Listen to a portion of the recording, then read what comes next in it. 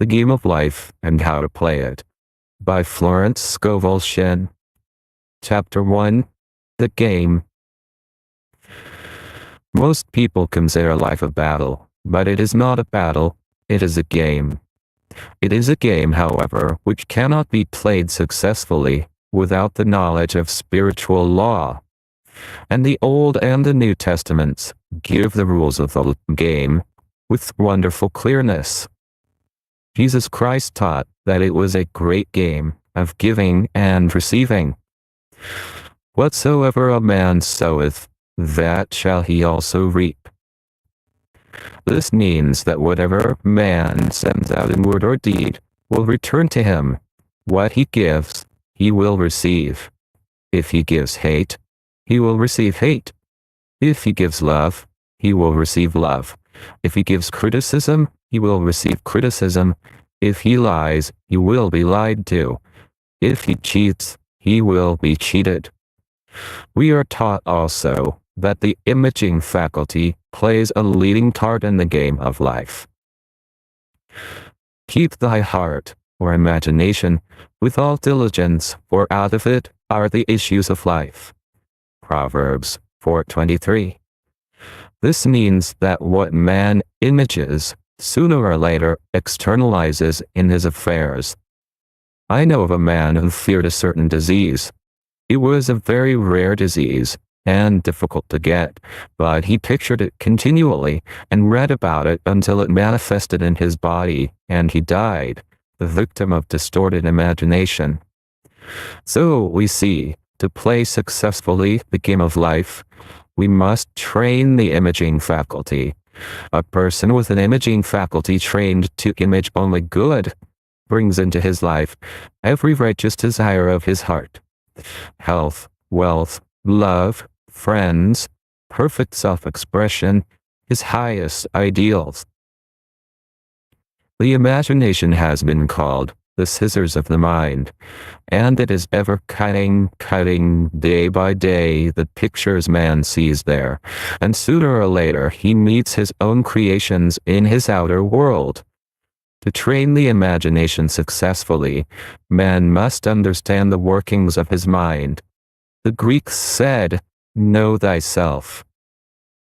There are three departments of the mind: the subconscious, conscious, and superconscious. The subconscious is simply power without direction. It is like steam or electricity, and it does what it is directed to. It has no power of induction. Whatever man feels deeply or images clearly is impressed upon the subconscious mind and carried out in minutest detail. For example, a woman I know, when a child, always made believe she was a widow. She dressed up in black clothes and wore a long black veil, and people thought she was very clever and amusing. She grew up and married a man with whom she was deeply in love. In a short time he died, and she wore black and a sweeping veil for many years. The picture of herself as a widow was so impressed upon the subconscious mind, and in due time worked itself out, regardless of the havoc created. The conscious mind has been called mortal or carnal mind. It is the human mind and sees life as it appears to be. It sees death, disaster, sickness, poverty, and limitation of every kind, and it impresses the subconscious. The superconscious mind is the God mind within each man, and is the realm of perfect ideas. In it is the perfect pattern spoken of by Plato, the divine design, for there is a divine design for each person. There is a place that you are to fill, and no one else can fill. Something you are to do, which no one else can do. There is a perfect picture of this in the superconscious mind. It usually flashes across the conscious as an unattainable ideal, something too good to be true. In reality, it is man's true destiny, or destination, flashed to him from the infinite intelligence which is within himself. Many people, however, are in ignorance of their true destinies and are striving for things and situations which do not belong to them and would only bring failure and dissatisfaction if attained. For example, a woman came to me and asked me to speak the word that she would marry a certain man with whom she was very much in love. She called him A.D. I replied that this would be a violation of spiritual law, but that I would speak the word for the right man, the divine selection, the man who belonged to her by divine right. I added, if A.B. is the right man, you can't lose him, and if he isn't, you will receive his equivalent. She saw A.B. frequently, but no headway was made in their friendship. One evening she called and said, "Do you know, for the last week A.B. hasn't seemed so wonderful to me." I replied, "Maybe he is not the divine selection. Another man may be the right one." Soon after that, she met another man who fell in love with her at once and who said she was his ideal. In fact, he said all the things that she had always wished A.B. would say to her. She remarked, it was quite uncanny. She soon returned to his love and lost all interest in A.B. This shows the law of substitution. A right idea was substituted for a wrong one. Therefore, there was no loss or sacrifice involved. Jesus Christ said, "Seek ye first the kingdom of God and his righteousness, and all these things shall be added unto you." And he said the kingdom was within man. The kingdom is the realm of right ideas, or the divine pattern. Jesus Christ taught that man's words played a leading part in the game of life. By your words ye are justified, and by your words ye are condemned. Many people have brought disaster into their lives through idle words. For example, a woman once asked me why her life was now one of poverty, of limitation. Formerly she had a home, was surrounded by beautiful things, and had plenty of money. We found she had often tired of the management of her home and had said repeatedly, "I'm sick and tired of things. I wish I lived in a trunk." And she added, "Today, I'm living in that trunk." She had spoken herself into a trunk. The subconscious mind has no sense of humor, and people often joke themselves into unhappy experiences. For example, a woman who had a great deal of money joked continually about getting ready for the poorhouse. In a few years she was almost destitute, having impressed the subconscious mind with a picture of lack and limitation. Fortunately, the law works both ways, and a situation of lack may be changed to one of plenty. For example, a woman came to me one hot summer's day for a treatment for prosperity. She was worn out, dejected, and discouraged. She said she possessed just $8 in the world. I said, "Good. We'll bless the $8 and multiply them as Jesus Christ multiplied the loaves and the fishes." For he taught that every man had the power to bless and to multiply, to heal and to prosper. She said, "What shall I do next?" I replied, "Follow intuition. Have you a hunch to do anything or to go anywhere?" Intuition means intuition, or to be taught from within. It is man's unerring guide, and I will deal more fully with its laws in a following chapter. The woman replied, "I don't know. I seem to have a hunch to go home. I've just enough money for car fare."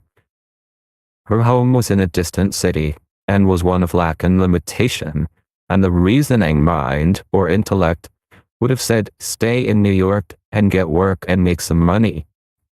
I replied, "Then go home, never violate a hunch." I spoke the following words for her.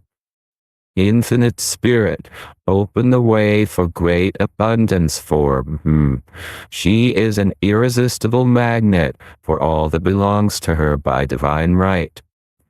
I told her to repeat it continually also. She left for home immediately. In calling on a woman one day, She linked up with an old friend of her family.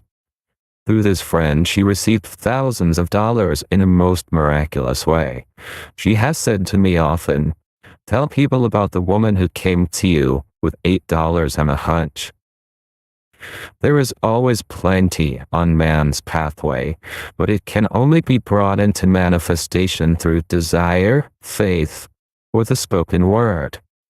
Jesus Christ brought out clearly that man must make the first move. Ask, and it shall be given to you. Seek, and ye shall find. Knock, and it shall be opened unto you. Matthew 7:7.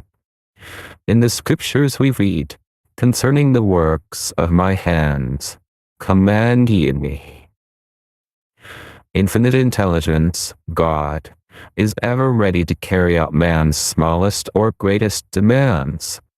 Every desire, uttered or unexpressed, is a demand. We are often startled by having a wish suddenly fulfilled.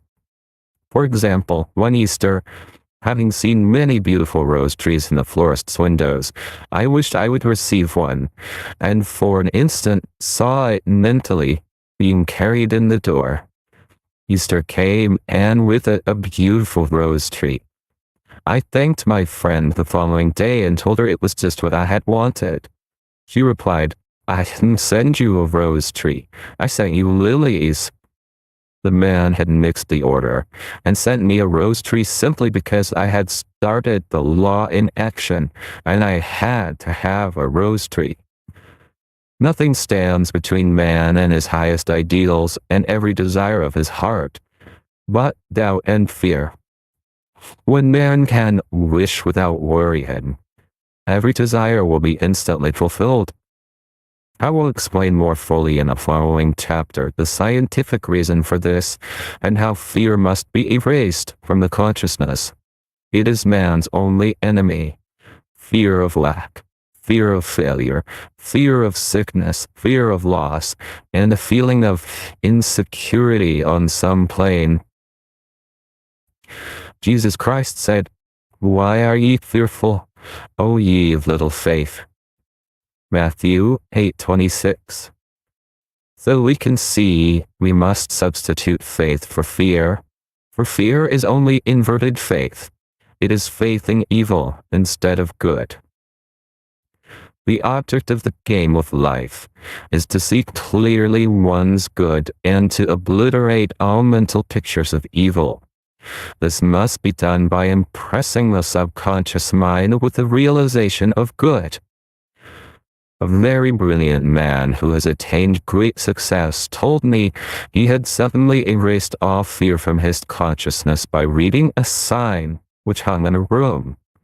He saw printed in large letters this statement: "Why worry? It will probably never happen." These words were stamped indelibly upon his subconscious mind, and he now has a firm conviction that only good could come into his life, and therefore only good can manifest. In the following chapter I will deal with the different methods of impressing the subconscious mind. It is man's faithful servant, but one must be careful to give it the right orders. Man has ever a silent listener at his side, his subconscious mind. Every thought, every word is impressed upon it and carried out in amazing detail. It is like a singer making a record on the sensitive disc of the phonographic plate. Every note and tone of the singer's voice is registered. If he coughs or hesitates, it is registered also. So let us break all the old bad records in the subconscious mind, the records of our lives which we do not wish to keep, and make new and beautiful ones. Speak these words aloud with power and conviction. I now smash and demolish, by my spoken word, every untrue record in my subconscious mind. They shall return to the dust heap of their native nothingness, for they came from my own vain imaginings. I now make my perfect records through the Christ within, the records of health, wealth, love, and perfect self-expression. This is the square of life. It came completed. In the following chapters, I will show how man can change his conditions by changing his words. Any man who does not know the power of the word is behind the times. Death and life are in the power of the tongue. Proverbs 18:21. Chapter 2. The Law of Prosperity. Yea, the Almighty shall be thy defense, and thou shalt have plenty of silver. One of the greatest messages given to the race through the scriptures is that God is man's supply, and that man can release through his spoken word all that belongs to him by divine right. He must, however, have perfect faith in his spoken word. Isaiah said, "My word shall not return unto me void, but shall accomplish that whereunto it is sent." We know now that words and thoughts are a tremendous vibratory force, ever molding man's body and affairs. A woman came to me in great distress and said she was to be sued on the 15th of the month for $3,000. She knew no way of getting the money and was in despair. I told her that God was her supply, and that there is a supply for every demand. So I spoke the word. I gave thanks that the woman would receive $3,000 at the right time, in the right way. I told her she must have perfect faith and act her perfect faith. The 15th came, but no money had materialized. She called me on the phone and asked what she was to do. I replied, "It is Saturday, so they won't sue you today. Your part is to act rich, thereby showing perfect faith that you will receive it by Monday." She asked me to lunch with her to keep her courage. When I joined her at a restaurant, I said, "This is no time to economize. Order an expensive luncheon and act as if you have already received the $3,000. All things whatsoever ye ask in prayer, believing ye shall receive." You must act as if you had already received. The next morning she called me on the phone and asked me to stay with her during the day. I said, "No, you are divinely protected and God is never too late." In the evening she phoned again, greatly excited, and said, "My dear, a miracle has happened. I was sitting in my room this morning when the doorbell rang. I said to the maid, 'Don't let anyone in.' The maid, however, looked out the window and said, 'It's your cousin with the long white beard.' So I said, 'Call him back, I would like to see him.' And he was just turning the corner when he heard the maid's voice, and he came back. He talked for about an hour, and just as he was leaving he said, 'Oh, by the way, how are finances?' I told him I needed the money, and he said, 'Why, my dear, I will keep you $3,000 the first of the month.' I didn't like to tell him that I was going to be sued. What shall I do? I won't receive it till the first of the month, and I must have it tomorrow. I said, 'I'll keep on treating.' I said, 'Spirit is never too late. I give thanks that she has received the money on the invisible plane and that it manifests on time.' The next morning her cousin called her up and said, 'Come to my office this morning and I will give you the money.' That afternoon, she had $3,000 to her credit in the bank and wrote checks as rapidly as her excitement would permit. If one asks for success and prepares for failure, he will get the situation he has prepared for. For example, a man came to me asking me to speak the word that a certain debt would be wiped out. I found he spent his time planning what he would say to the man when he did not pay his bill, therefore neutralizing my words. He should have seen himself paying the debt. We have a wonderful illustration of this in the Bible, relating to the three kings who were in the desert. without water for their men and horses. They consulted the prophet Elisha, who gave them this astonishing message. Thus saith the Lord, ye shall not see wind, neither shall ye see rain, yet make this valley full of ditches. Man must prepare for the thing he has asked for, when there isn't the slightest sign of it in sight. For example, a woman found it necessary to look for an apartment during the year when there was a great shortage of apartments in New York. It was considered almost an impossibility, and her friends were sorry for her and said, "Isn't it too bad? You'll have to store your furniture and live in a hotel." She replied, "You needn't feel sorry for me. I'm a Superman, and I'll get an apartment." She spoke the words, "Infinite Spirit, open the way for the right apartment." She knew there was a supply for every demand, and that she was unconditioned, working on the spiritual plane, and that one with God is a majority. She had contemplated buying new blankets when the tempter, the adverse thought or reasoning mind suggested, "Don't buy the blankets, perhaps after all you won't get an apartment and you will have no use for them." Promptly she replied to herself, "I'll dig my ditches by buying the blankets." So she prepared for the apartment, acted as though she already had it. She found one in a miraculous way, and it was given to her although there were over 200 other applicants. The blankets showed active faith. It is needless to say that the ditches dug by the 3 kings in the desert were filled to overflowing. Read 2 Kings. Getting into the spiritual swing of things is no easy matter for the average person. The adverse thoughts of doubt and fear surge from the subconscious.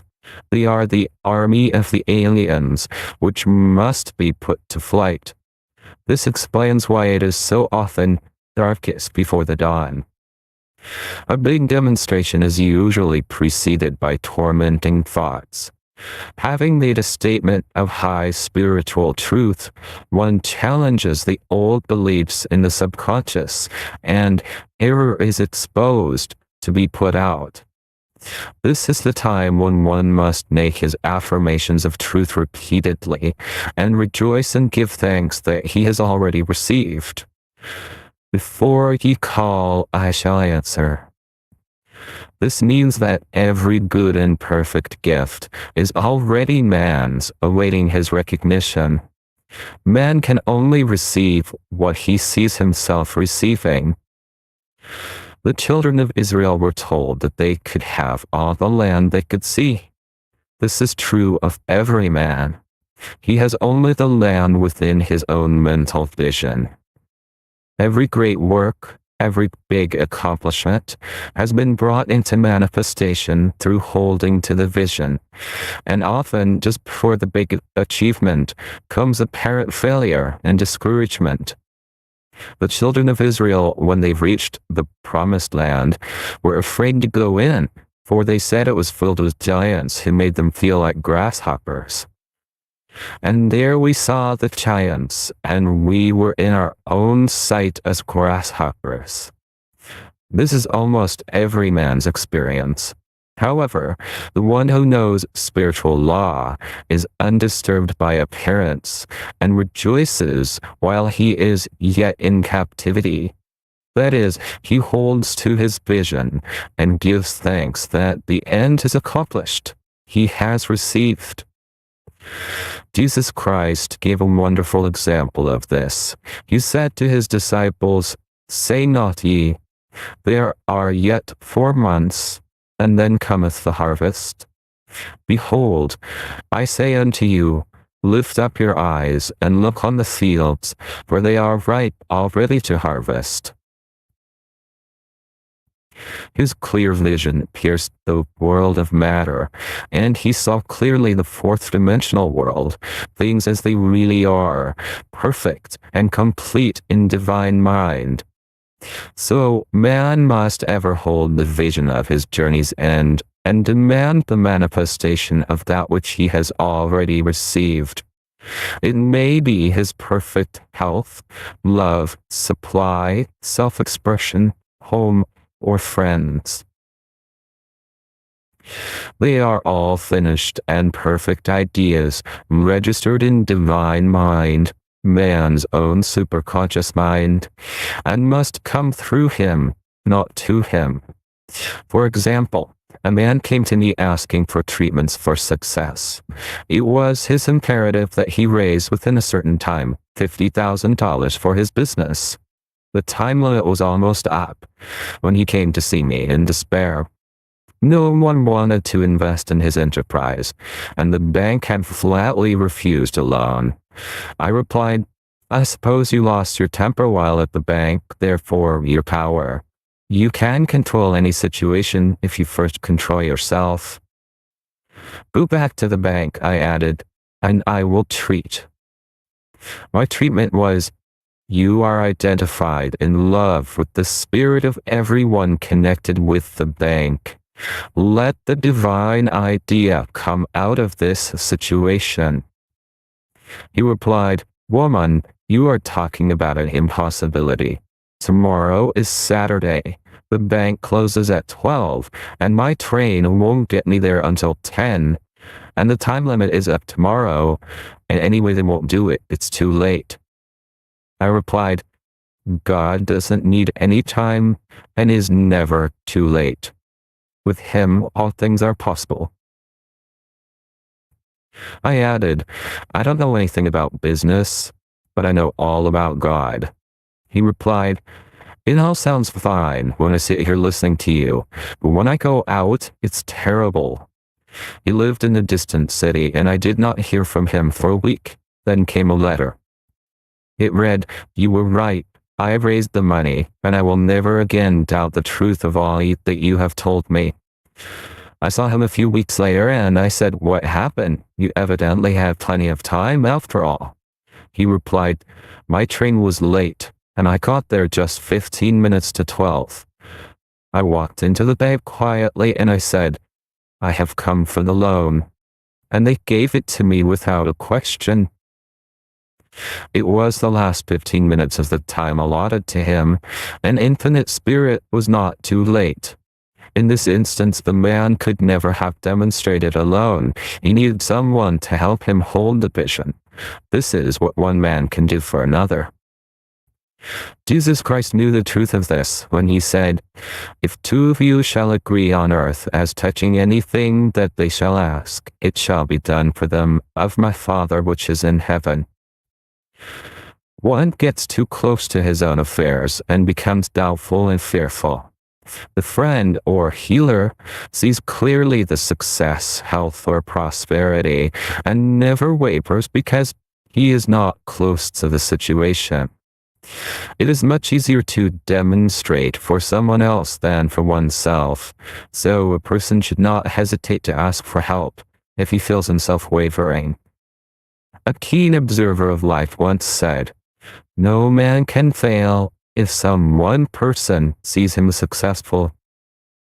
Such is the power of the vision, and many a great man has owed his success to a wife or a sister or a friend who believed in him and held without wavering to the perfect pattern.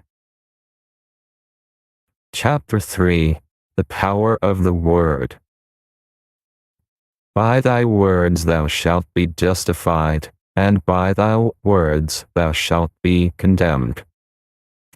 A person knowing the power of the word becomes very careful of his conversation. He has only to watch the reaction of his words to know that they do not return void. Through his spoken word, man is continually making laws for himself. I knew a man who said, I always miss a car. It invariably pulls out just as I arrive. His daughter said, I always catch a car. It's sure to come just as I get there. This occurred for years. Each had made a separate law for himself, one of failure, one of success. This is the psychology of superstitions. The horseshoe or rabbit's foot contains no power but man's spoken word and belief that it will bring him good luck, creates expectancy in the subconscious mind, and attracts a lucky situation. I find, however, this will not work when a man has advanced spiritually and knows a higher law.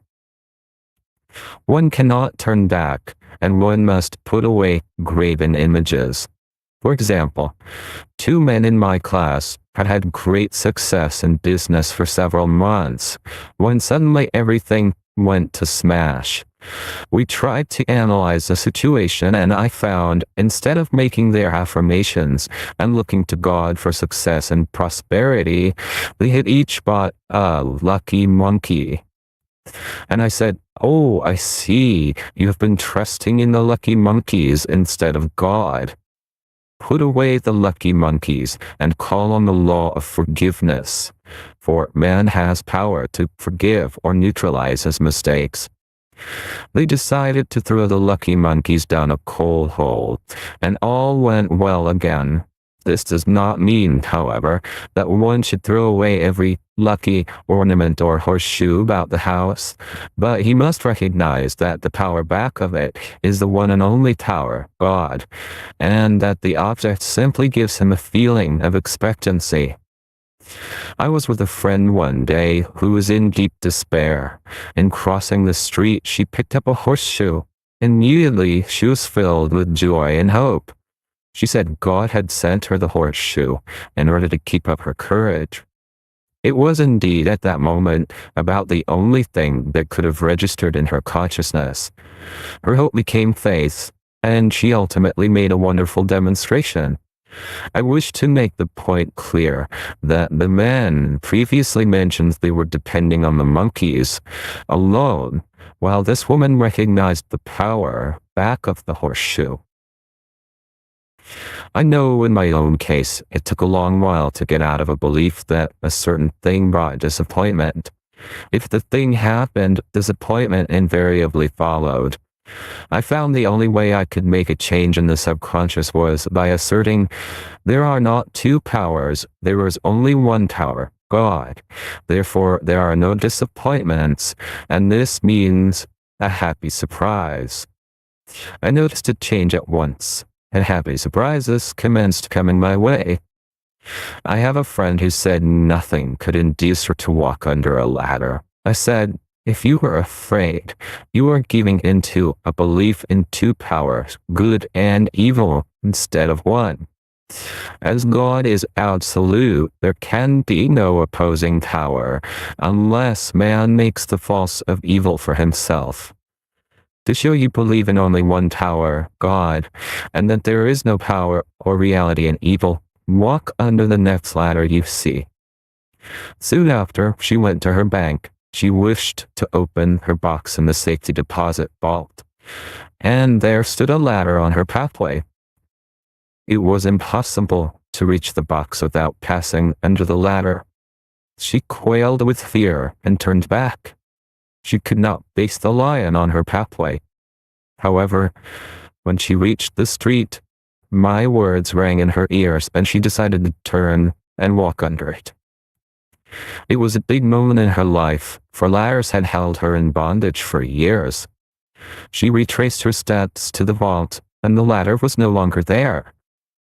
This so often happens. If one is willing to do a thing that he is afraid to do, he does not have to. It is the law of non-resistance, which is so little understood. Someone has said that courage contains genius and magic. Face a situation fearlessly, and there is no situation to face. It falls away of its own weight. The explanation is that fear attracted the ladder on the woman's pathway, and fearlessness removed it. Thus, the invisible forces are ever working for the man who is always pulling the strings himself, though he does not know it. Owing to the vibratory power of words, whatever man voices, he begins to attract. People who continually speak of disease invariably attract it. After man knows the truth, he cannot be too careful of his words. For example, I have a friend who often says on the phone, "Do come to see me and have a fine old-fashioned chat." This old-fashioned chat means an hour of about 500 to 1,000 destructive words, the principal topics being loss, lack, failure, and sickness. I replied, "No thank you, I've had enough old-fashioned chats in my life. They are too expensive, but I will be glad to have a new-fashioned chat and talk about what we want, not what we don't want."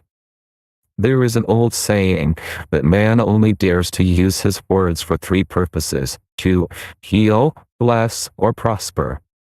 What man says of others will be said of him, and what he wishes for another he is wishing for himself. Curses like chickens come home to roost. If a man wishes someone bad luck, he is sure to attract bad luck himself. If he wishes to aid someone to success, he is wishing and aiding himself to success. The body may be renewed and transformed through the spoken word and clear vision, and disease be completely wiped out of the consciousness. The metaphysician knows that all disease has a mental correspondence, and in order to heal the body, one must first heal the soul. The soul is the subconscious mind, and it must be saved from wrong thinking. In the 23rd Psalm we read, "He restoreth my soul." This means that the subconscious mind or soul must be restored with the right ideas, and the mystical marriage is the marriage of the soul and the spirit, or the subconscious and superconscious mind. They must be one. When the subconscious is flooded with the perfect ideas of the superconscious, God and man are one. I and the Father are one. That is, he is one with the realm of perfect ideas.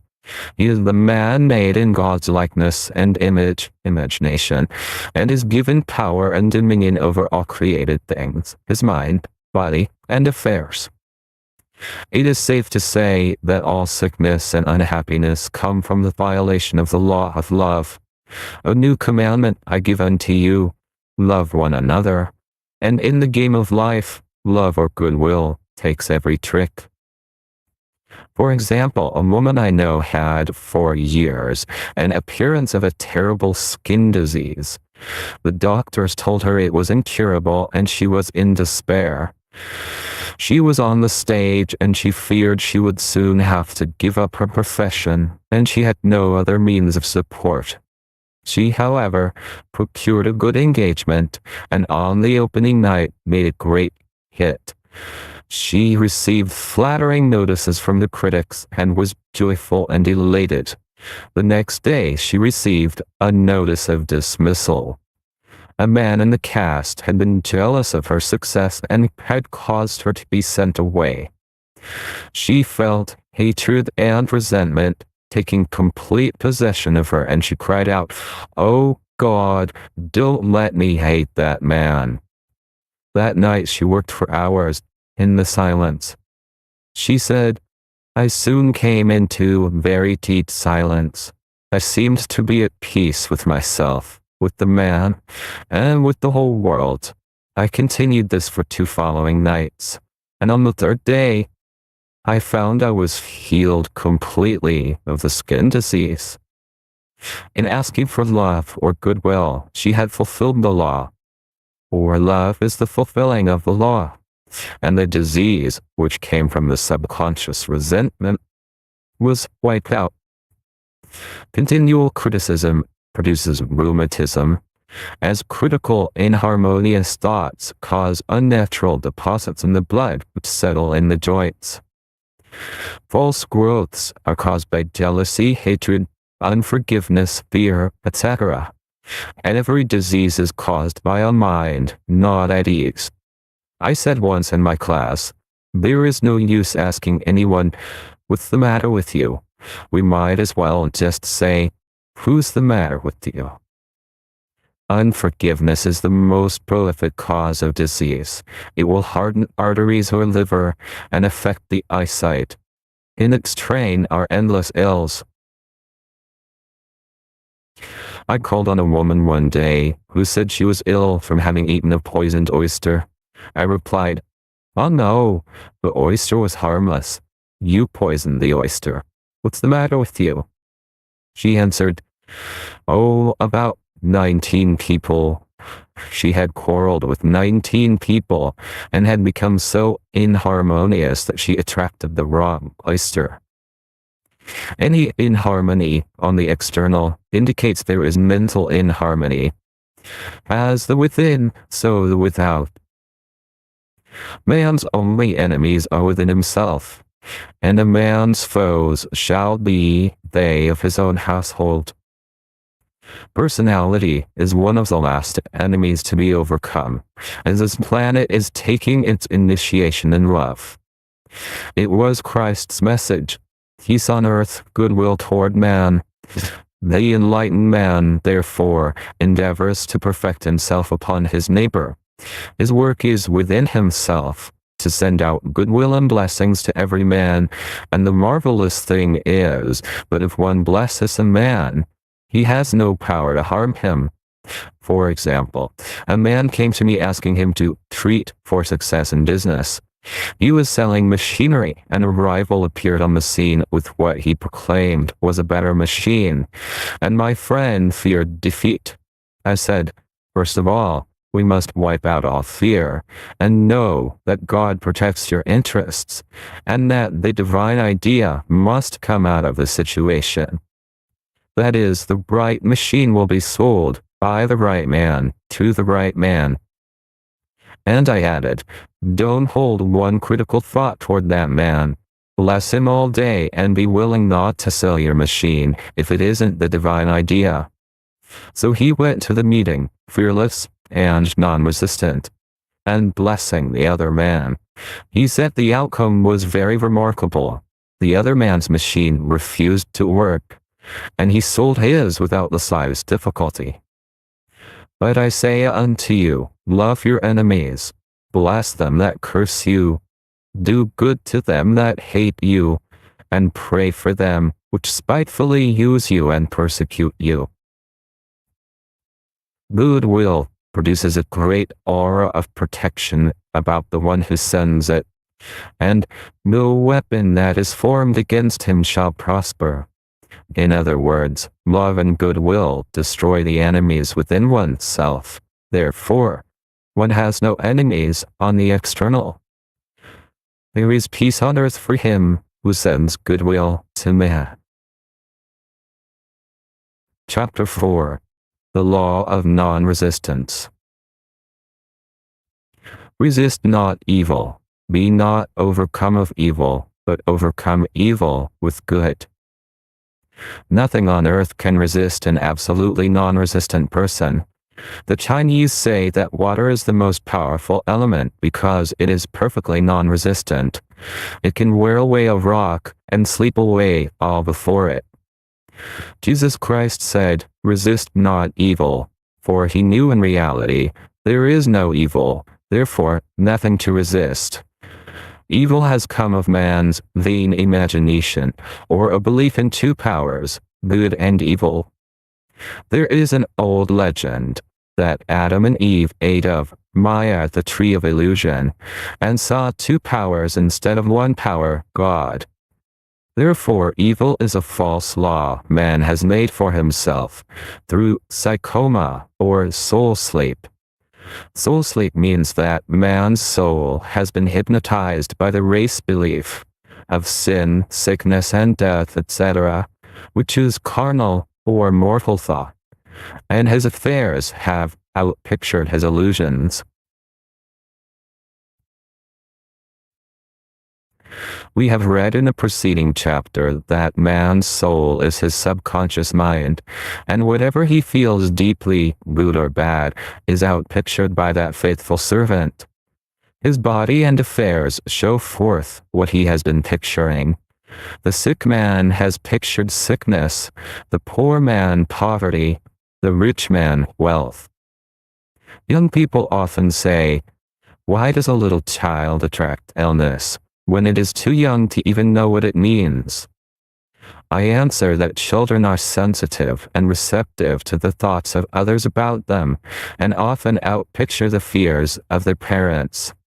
I heard a metaphysician once say, "If you do not run your subconscious mind yourself, someone else will run it for you." Mothers often, unconsciously, attract illness and disaster to their children by continually holding them in thoughts of fear and watching for symptoms. For example, a friend asked a woman if her little girl had had the measles. She replied promptly, "Not yet." This implied that she was expecting the illness and therefore preparing the way for what she did not want for herself and child. However, the man who is centered and established in his right thinking, the man who sends out only goodwill to his fellow man, and who is without fear, cannot be touched or influenced by the negative thoughts of others. In fact, he could then receive only good thoughts, as he himself sends forth only good thoughts. Resistance is hell, for it places man in a state of torment. A metaphysician once gave me a wonderful recipe for taking every trick in the game of life. It is the acme of non-resistance. He gave it in this way. At one time in my life, I baptized children, and of course they had many names. Now I no longer baptize children, but I baptize events. But I give every event the same name. If I have a failure, I baptize it success. In the name of the Father and of the Son and of the Holy Ghost. In this we see the great law of transmutation, founded on non-resistance. Through his spoken word, every failure was transmuted into success. For example, a woman who required money, who knew the spiritual law of opulence, was thrown continually in a business way with a man who made her feel very poor. He talked lack and limitation, and she commenced to catch his poverty thoughts. So she disliked him and blamed him for her failure. She knew in order to demonstrate her supplies she must first feel that she had received. A feeling of opulence must precede its manifestation. It dawned upon her one day that she was resisting the situation and seeing two powers instead of one. So she blessed the man and baptized the situation. Success, she affirmed. As there is only one power, God, this man is here for my good and my prosperity. Just what he did not seem to be there for. Soon after that she met, through this man, a woman who gave her for a service rendered several $1,000s, and the man moved to a distant city and faded harmoniously from her life. Make the statement, every man is a golden link in the chain of my good, for all men are God in manifestation, awaiting the opportunity given by man himself to serve the divine plan of his life. Bless your enemy, and you rob him of his ammunition. His arrows will be transmuted into blessings. This law is true of nations as well as individuals. Bless a nation, send love and goodwill to every inhabitant, and it is robbed of its power to harm. Man can only get the right idea of non-resistance through spiritual understanding. My students have often said, "I don't want to be a doormat." I reply, when you use non-resistance with wisdom, no one will ever be able to walk over you. Another example. One day I was impatiently awaiting an important telephone call. I resisted every call that came in and made no outgoing calls myself, reasoning that it might interfere with the one I was awaiting.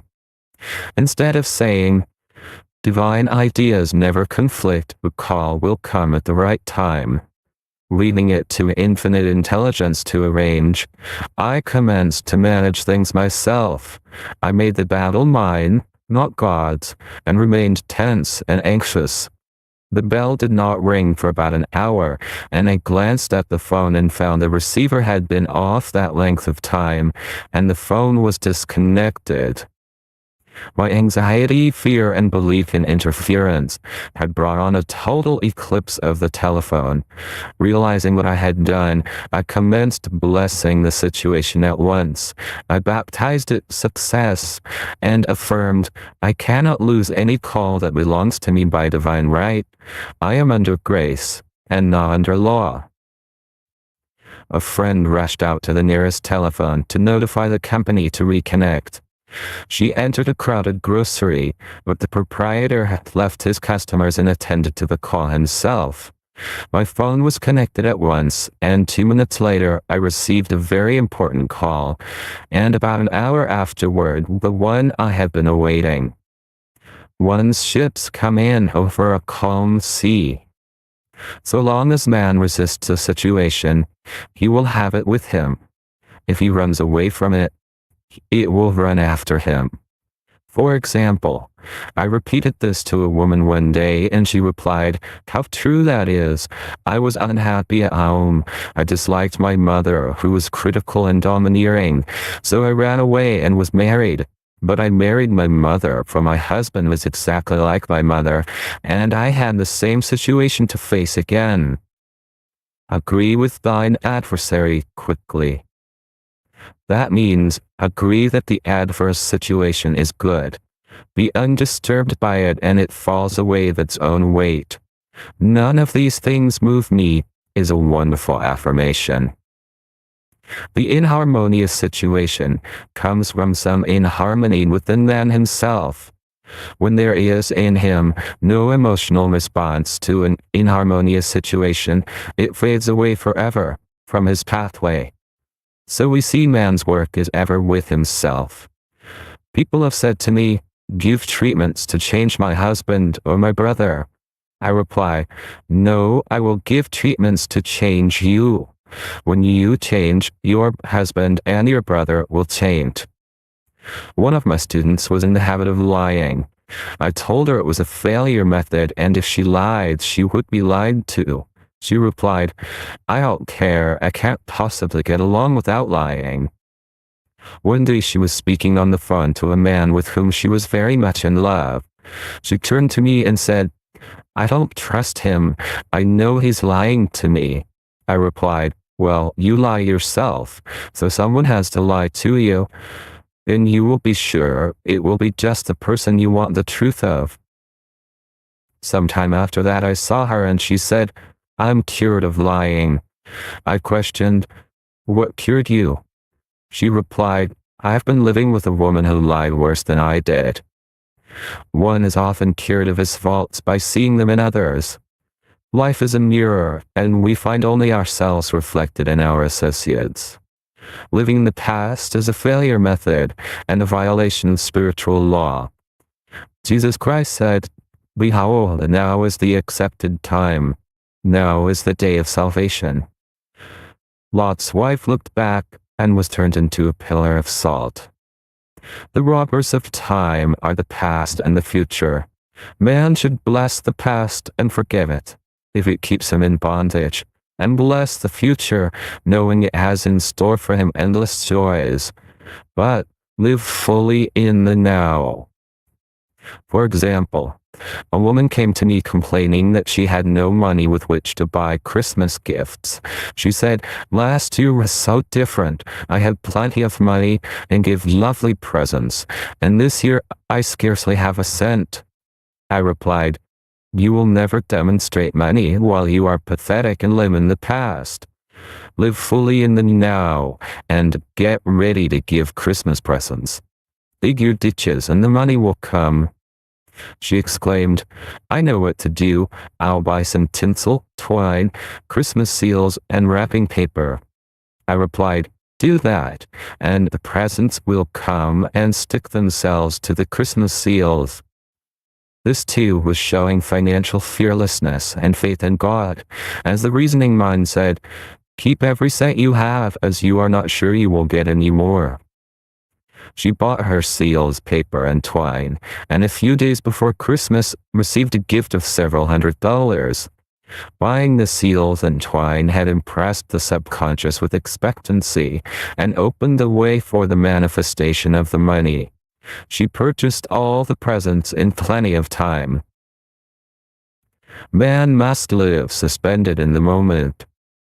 Look well therefore to this day, such is the salutation of the dawn. He must be spiritually alert, ever waiting his leads, taking advantage of every opportunity. One day, I said continually, silently, "Infinite Spirit, don't let me miss a trick." And something very important was told to me that evening. It is most necessary to begin the day with the right words. Make an affirmation immediately upon waking. For example, "Thy will be done this day. Today is a day of completion. I give thanks for this perfect day. Miracle shall follow miracle, and wonders shall never cease." Make this a habit, and one will see wonders and miracles come into his life. One morning I picked up a book and read, "Look with wonder at that which is before you." It seemed to be my message for the day, so I repeated it again and again. Look with wonder at that which is before you. About noon, a large sum of money was given to me, which I had been desiring for a certain purpose. In the following chapter, I will give affirmations that I have found most effective. However, one should never use an affirmation unless it is absolutely satisfying and convincing to his own consciousness, and often an affirmative is changed to suit different people. For example, the following has brought success to many. I have a wonderful work, in a wonderful way. I give wonderful service for wonderful pay. I gave the first 2 lines to one of my students and she added the last 2. It made a most powerful statement, as there should always be perfect payment for perfect service, and a rhyme sinks easily into the subconscious. She went about singing it aloud, and soon did receive wonderful work in a wonderful way, and gave wonderful service for wonderful pay. Another student, a businessman, took it and changed the word to business. He repeated, "I have a wonderful business in a wonderful way, and I give wonderful service for wonderful pay." That afternoon he made a $41,000 deal, though there had been no activity in his affairs for months. Every affirmation must be carefully worded and completely cover the ground. For example, I knew a woman who was in great need, and made a demand for work. She received a great deal of work, but was never paid anything. She now knows to add, "Wonderful service for wonderful pay." It is man's divine right to have plenty, more than enough. His barns should be full, and his cup should flow over. This is God's idea for man, and when man breaks down the barriers of lack in his own consciousness, the golden age will be his, and every righteous desire of his heart fulfilled. Chapter 5, The Law of Karma and the Law of Forgiveness. Man receives only that which he gives. The game of life is a game of boomerangs. Man's thoughts, deeds, and words return to him sooner or later, with astounding accuracy. This is the law of karma, which is Sanskrit for comeback. Whatsoever a man soweth, that shall he also reap.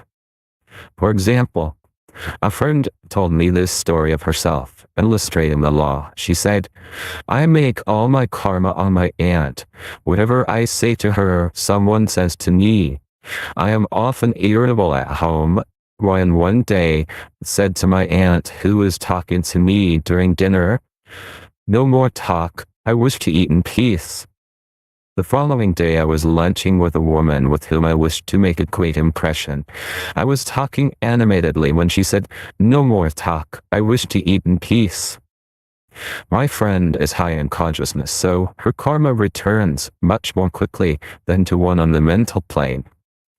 The more man knows, the more he is responsible for, and a person with the knowledge of spiritual law, which he does not practice, suffers greatly in consequence. The fear of the Lord, law, is the beginning of wisdom. If we read the word Lord, law, it will make many passages in the Bible much clearer. Vengeance is mine, I will repay, saith the Lord. Law. It is the law which takes vengeance, not God. God sees man perfect, created in his own image, imagination, and given power and dominion. This is the perfect idea of man, registered in divine mind, awaiting man's recognition. For man can only be what he sees himself to be, and only attain what he sees himself attaining. Nothing ever happens without an onlooker, is an ancient saying.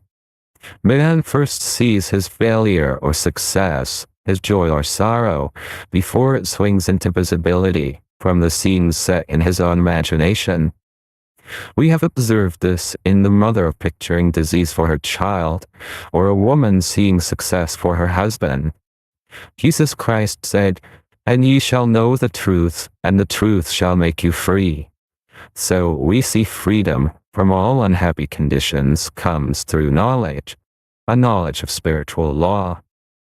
Obedience precedes authority, and the law obeys man when he obeys the law. The law of electricity must be obeyed before it becomes man's servant. When handled ignorantly, it becomes man's deadly foe. So with the laws of mind. For example, a woman with a strong personal will wished she owned a house which belonged to an acquaintance, and she often made mental pictures of herself living in the house. In the course of time, the man died and she moved into the house. Several years afterwards, coming into the knowledge of spiritual law, she said to me, "Do you think I had anything to do with that man's death?" I replied, "Yes, your desire was so strong, everything made way for it. But you paid your karmic debt. Your husband, whom you loved devotedly, died soon after, and the house was a white elephant on your hands for many years." The original owner, however, could not have been affected by her thoughts, had he been positive in the truth, nor her husband, but they were both under karmic law. The woman should have said, feeling the great desire for the house, "Infinite intelligence, give me the right house, equally as charming as this, a house which is mine by divine right." The divine selection would have given perfect satisfaction, then brought good to all. The divine pattern is the only safe pattern to work by. Desire is a tremendous force, and must be directed in the right channels, or chaos ensues. In demonstrating, the most important step is the first step, to ask aright. Man should always demand only that which is his by divine right. To go back to the illustration, had the woman taken this attitude, "If this house I desire is mine, I cannot lose it. If it is not, give me its equivalent," the man might have decided to move out harmoniously had it been the divine selection for her, or another house would have been substituted. Anything forced into manifestation through personal will is always ill got, and has ever bad success. Man is admonished, "My will be done, not thine." And the curious thing is, man always gets just what he desires when he does relinquish all personal will, thereby enabling infinite intelligence to work through him. "Stand ye still and see the salvation of the Lord." Law. For example, a woman came to me in great distress. Her daughter had determined to take a very hazardous trip, and the mother was filled with fear. She said she had used every argument, had pointed out the dangers to be encountered, had forbidden her to go, but the daughter became more and more rebellious and determined. I said to the mother, "You are forcing your personal will upon your daughter, which you have no right to do, and your fear of the trip is only attracting it, for man attracts what he fears." I added, "Let go and take your mental hands off. Put it in God's hands and use this statement, I put this situation in the hands of infinite love and wisdom. If this trip is the divine plan, I bless it and no longer resist. But if it is not divinely planned, I give thanks that it is now dissolved and dissipated.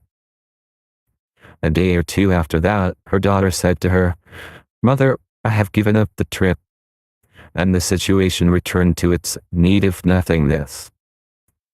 It is learning to stand still which seems so difficult for man. I will deal more fully with this law in the chapter on non-resistance. I will give another example of sowing and reaping, which came in the most curious way. A woman came to me saying she had received a counterfeit $20 bill given to her at the bank. She was much disturbed, for she said, "The people at the bank will never acknowledge their mistake." I replied, "Let us analyze the situation and find out why you attracted it."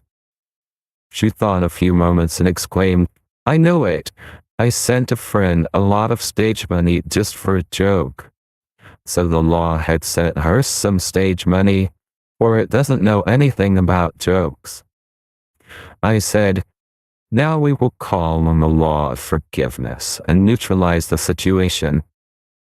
Christianity is founded upon the law of forgiveness. Christ has redeemed us from the curse of the karmic law, and the Christ within each man is his redeemer and salvation from all inharmonious conditions. So I said, "Infinite Spirit, we call on the law of forgiveness and give thanks that she is under grace and not under law, and cannot lose this $20 which is hers by divine right. Now," I said, "go back to the bank and tell them, fearlessly, that it was given you there by mistake." She obeyed, and to her surprise, they apologized and gave her another bill, treating her most courteously. The knowledge of the law gives man power to rub out his mistakes. Man cannot force the external to be what he is not. If he desires riches, he must be rich first in consciousness.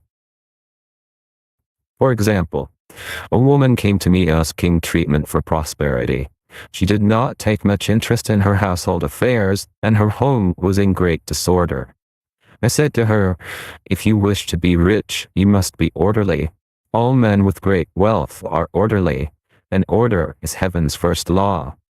I added, "You will never become rich with a burnt match in the pincushion."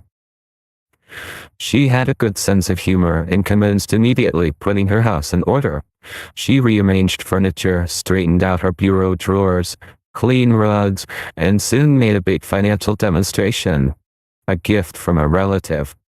The woman herself became made over and keeps herself keyed up financially by being ever watchful of the external and expecting prosperity, knowing God is her supply. Many people are in ignorance of the fact that gifts and things are investments, and that hoarding and saving invariably lead to loss. There is that scattereth, and yet increaseth. There is that withholdeth more than is meet, but it tendeth to poverty. For example, I knew a man who wanted to buy a fur-lined overcoat. He and his wife went to various shops, but there was none he wanted. He said they were all too cheap-looking. At last he was shown one the salesman said was valued at $1,000, but which the manager would sell him for $500 as it was late in the season. His financial possessions amounted to about $700. The reasoning mind would have said, "You can't afford to spend nearly all you have on a coat." But he was very intuitive and never reasoned. He turned to his wife and said, "If I get this coat, I'll make a ton of money." So his wife consented, weakly. About a month later, he received a $10,000 commission. The coat made him feel so rich, it linked him with success and prosperity. Without the coat, he would not have received the commission. It was an investment, paying large dividends. If man ignores these leadings to spend or to give, the same amount of money will go in an uninteresting or unhappy way. For example, a woman told me on Thanksgiving Day she informed her family that they could not afford a Thanksgiving dinner. She had the money, but decided to save it. A few days later, someone entered her room and took from the bureau drawer the exact amount the dinner would have cost. The law always stands back of the man who spends fearlessly with wisdom. For example, one of my students was shopping with her little nephew. The child clamored for a toy, which she told him she could not afford to buy. She realized suddenly that she was seeking lack and not recognizing God as her supply. So she bought the toy and on her way home, picked up in the street the exact amount of money she had paid for it. Man's supply is inexhaustible and unfailing when fully trusted, but faith or trust must precede the demonstration. According to your faith, be it unto you. Faith is the substance of things hoped for, and the evidence of things not seen. For faith holds the vision steady, and the adverse pictures are dissolved and dissipated, and in due season we shall reap, if we faint not. Jesus Christ brought the good news, the gospel, that there was a higher law than the law of karma, and that law transcends the law of karma. It is the law of grace or forgiveness. It is the law which frees man from the law of cause and effect, the law of consequence.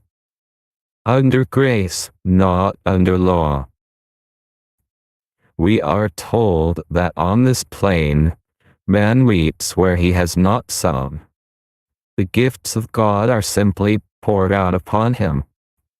All that the kingdom affords is his. This continued state of bliss awaits the man who has overcome the race or world thought. In the world thought there is tribulation, but as Jesus Christ said, "Be of good cheer, I have overcome the world." The world thought is that of sin, sickness, and death.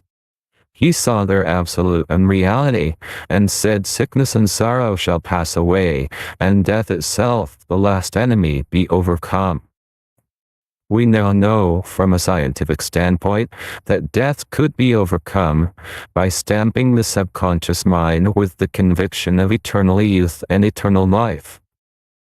The subconscious, being simply power without direction, carries out orders without questioning. Working under the direction of the superconscious, the Christ or God within man, the resurrection of the body would be accomplished. Man would no longer throw off his body in death. It would be transformed into the body electric, sung by Walt Whitman, for Christianity is founded upon the forgiveness of sins and an empty tomb. Chapter 6. Casting the burden, impressing the subconscious.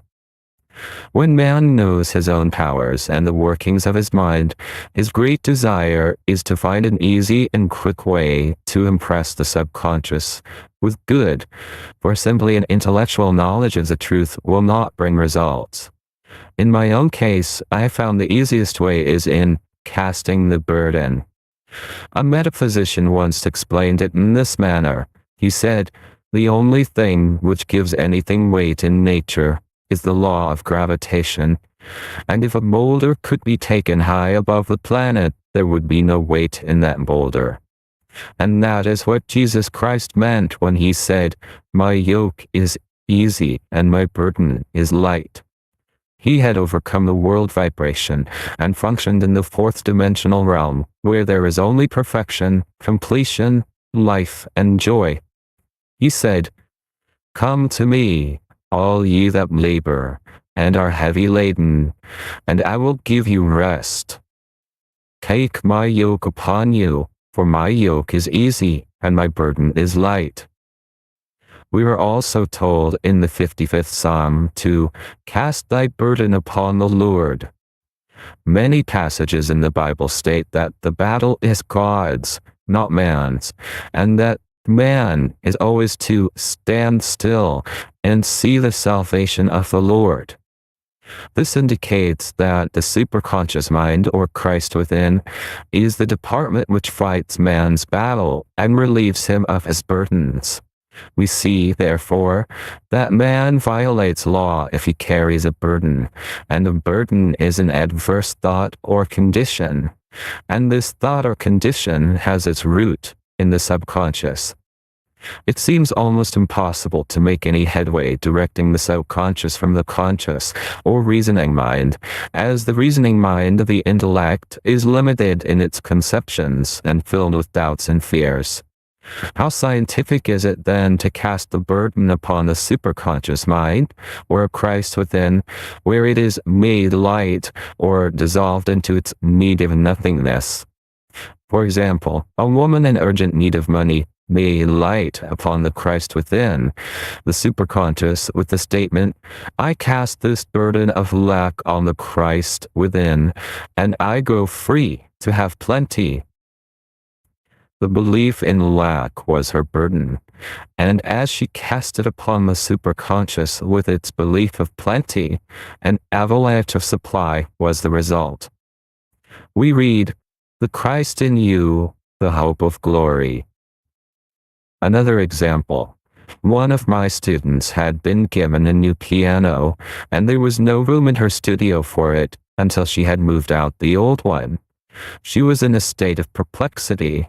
She wanted to keep the old piano, but knew of no place to send it. She became desperate, as the new piano was to be sent immediately. In fact, was on its way, with no place to put it. She said it came to her to repeat, "I cast this burden on the Christ within, and I go free." A few minutes later, her phone rang, and a woman friend asked if she might rent her old piano, and it was moved out a few minutes before the new one arrived. I knew a woman whose burden was resentment. She said, "I cast this burden of resentment on the Christ within, and I go free to be loving, harmonious, and happy." The almighty superconscious flooded the subconscious with love, and her whole life was changed. For years, resentment had held her in a state of torment and imprisoned her soul, the subconscious mind. The statement should be made over and over and over, sometimes for hours at a time, silently or audibly, with quietness but determination. I have often compared it to winding up a Victrola. We must wind ourselves up with spoken words. I have noticed in casting the burden, after a little while, one seems to see clearly. It is impossible to have clear vision while in the throes of carnal mind. Doubts and fear poison the mind and body, and imagination runs riot, attracting disaster and disease. In steadily repeating the affirmation, "I cast this burden on the Christ within, and go free," the vision clears, and with it a feeling of relief, and sooner or later comes the manifestation of good, be it health, happiness, or supply. One of my students once asked me to explain the darkness before the dawn. I referred in a preceding chapter to the fact that often, before the big demonstration, everything seems to go wrong, and deep depression clouds the consciousness. It means that out of the subconscious are rising the doubts and fears of the ages. These old derelicts of the subconscious rise to the surface, to be put out. It is then that man should clap his cymbals, like Jehoshaphat, and give thanks that he is saved, even though he seems surrounded by the enemy, the situation of lack or disease. The student continued, "How long must one remain in the dark?" And I replied, "Until one can see in the dark." And casting the burden enables one to see in the dark. In order to impress the subconscious, active faith is always essential. Faith without works is dead. In these chapters, I have endeavored to bring out this point. Jesus Christ showed active faith when he commanded the multitude to sit down on the ground before he gave thanks for the loaves and the fishes. I will give another example showing how necessary this step is. In fact, active faith is the bridge over which man passes to his promised land. Through misunderstanding, a woman had been separated from her husband, whom she loved deeply. He refused all offers of reconciliation and would not communicate with her in any way. Coming into the knowledge of spiritual law, she denied the appearance of separation. She made this statement: "There is no separation in divine mind. Therefore, I cannot be separated from the love and companionship which are mine by divine right." She showed active faith by arranging a place for him at the table every day, thereby impressing the subconscious with a picture of his return. Over a year passed, but she never wavered, and one day he walked in. The subconscious is often impressed through music. Music has a fourth-dimensional quality and releases the soul from imprisonment. It makes wonderful things seem possible and easy of accomplishment. I have a friend who uses her Victrola daily for this purpose. It puts her in perfect harmony and releases the imagination. Another woman often dances while making her affirmations. The rhythm and harmony of music and motion carry her words forth with tremendous power. The student must remember also not to despise the day of small things. Invariably, before a demonstration come signs of land. Before Columbus reached America, he saw birds and twigs which show him land was near. So it is with a demonstration, but often the student mistakes it for the demonstration itself and is disappointed. For example, a woman had spoken the word for a set of dishes. Not long afterwards, a friend gave her a dish which was old and cracked.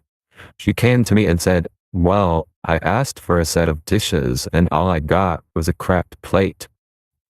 I replied, "The plate was only signs of land. It shows your dishes are coming. Look upon it as birds and seaweed." And not long afterwards, the dishes came. Continually making believe impresses the subconscious. If one makes believe he is rich and makes believe he is successful, in due time he will reap. Children are always making believe, and except ye be converted, and become as little children, ye shall not enter the kingdom of heaven. For example, I know of a woman who was very poor, but no one could make her feel poor. She earned a small amount of money from rich friends, who constantly reminded her of her poverty, and to be careful and saving. Regardless of their admonitions, she would spend all her earnings on a hat, or make someone a gift, and be in a rapturous state of mind. Her thoughts were always centered on beautiful clothes, and rings and things, but without envying others. She lived in the world of the wondrous, and only riches seemed real to her.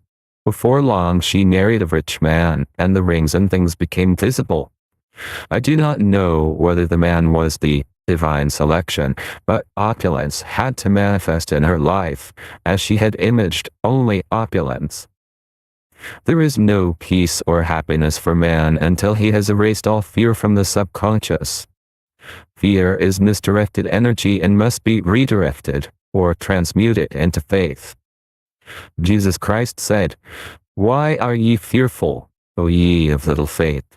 All things are possible to him that believeth." I am asked so often by my students, "How can I get rid of fear?" I replied, "By walking up to the thing you are afraid of." The lion takes its fierceness from your fear. Walk up to the lion, then he will disappear. Run away, and he runs after you. I have shown in previous chapters how the lion of lack disappeared when the individual spent money fearlessly, showing faith that God was his supply and therefore unfailing Many of my students have come out of the bondage of poverty and are now bountifully supplied through losing all fear of letting money go out. The subconscious is impressed with the truth that God is the giver and the gift. Therefore, as one is one with the giver, he is one with the gift. A splendid statement is, I now thank God the giver, for God the gift. Man has so long separated himself from his good and his supply, through thoughts of separation and lack, that sometimes it takes dynamite to dislodge these false ideas from the subconscious, and the dynamite is a big situation. We see in the foregoing illustration how the individual was freed from his bondage by showing fearlessness. Man should watch himself hourly to detect if his motive for action is fear or faith. Choose ye this day whom we shall serve, fear or faith. Perhaps one's fear is of personality. Then do not avoid the people feared. Be willing to meet them cheerfully, and they will either prove golden links in the chain of one's good, or disappear harmoniously from one's pathway. Perhaps one's fear is of disease or germs. Then one should be fearless and undisturbed in a germ-laden situation, and he would be immune. One can only contract germs while vibrating at the same rate as the germ, and fear drags men down to the level of the germ. Of course, the disease-laden germ is the product of carnal mind, as all thought must objectify. Germs do not exist in the superconscious or divine mind, therefore are the products of man's vain imagination. In the twinkling of an eye, man's release will come when he realizes there is no power in evil. The material world will fade away, and the fourth-dimensional world, the world of the wondrous, will swing into manifestation. And I saw a new heaven and a new earth, and there shall be no more death, neither sorrow nor crying, neither shall there be any more pain, for the former things are passed away. Chapter 7. Love. Every man on this planet is taking his initiation in love. A new commandment I give unto you, that ye love one another. Ouspensky states in Tertium Organum that love is a cosmic phenomenon, and opens to man the fourth-dimensional world, the world of the wondrous. Real love is selfish and free from fear. It pours itself out upon the object of its affection without demanding any return. Its joy is in the joy of giving. Love is God in manifestation, and the strongest magnetic force in the universe. Pure unselfish love draws to itself its own. It does not need to seek or demand. Scarcely anyone has the faintest conception of real love. Man is selfish, tyrannical, or fearful in his affections, thereby losing the things he loves.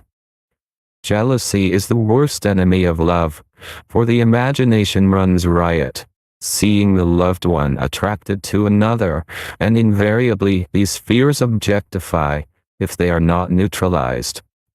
For example, a woman came to me in deep distress. The man she loved had left her for another woman, and said he never intended to marry her. She was torn with jealousy and resentment, and said she hoped he would suffer as he had made her suffer, and added, "How could he leave me when I loved him so much?"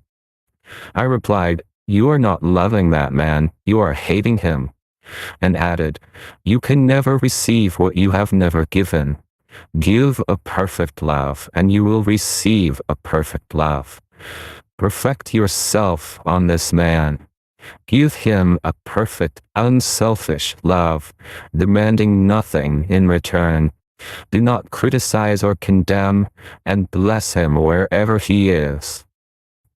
She replied, No, I won't bless him unless I know where he is. Well, I said, that is not real love. When you send out real love will return to you, either from this man or his equivalent, or if this man is not the divine selection, you will not want him. As you are one with God, you are one with the love which belongs to you by divine right. Several months passed, and matters remained about the same, but she was working conscientiously within herself. I said, when you are no longer disturbed by his cruelty, he will cease to be cruel, as you are attracting it through your own emotions. Then I told her of a brotherhood in India who never said good morning to each other. They used these words, I salute the divinity in you. They saluted the divinity in every man, and in the wild animals in the jungle, and they were never harmed, for they saw only God in every living thing. I said, salute the divinity in this man and say, I see your divine self only. I see you as God sees you, perfect, made in his image and likeness. She found she was becoming more poised and gradually losing her resentment. He was a captain, and she always called him the Cap. One day she said suddenly, God bless the Cap wherever he is. I replied, now that is real love.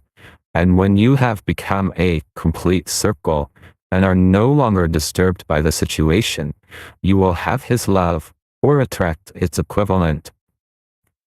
I was moving at this time and did not have a telephone, so was out of touch with her for a few weeks, when one morning I received a letter saying, we are married.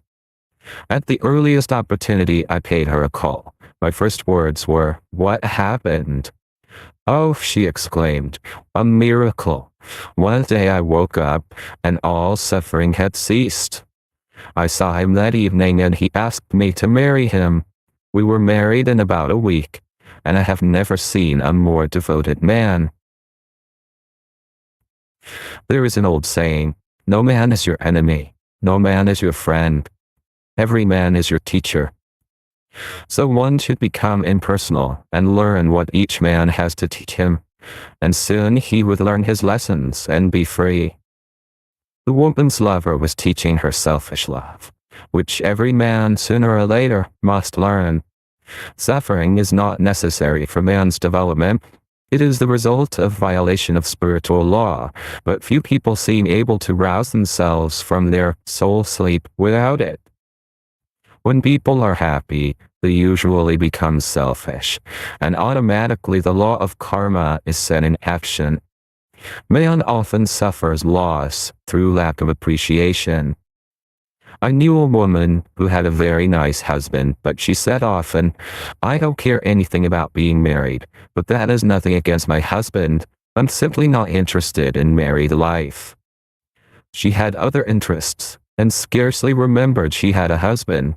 She only thought of him when she saw him. One day her husband told her he was in love with another woman, and left. She came to me in distress and resentment. I replied, it is exactly what you spoke the word for. You said he didn't care anything about being married, so the subconscious worked to get you unmarried. She said, oh yes, I see. People get what they want, and then feel very much hurt.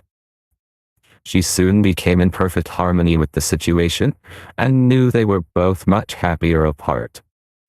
When a woman becomes indifferent or critical, and ceases to be an inspiration to her husband, he misses the stimulus of their early relationship, and is restless and unhappy. A man came to me dejected, miserable, and poor. His wife was interested in the science of numbers, and had had him read. It seems the report was not very favorable, for he said, my wife says I'll never amount to anything because I am a 2.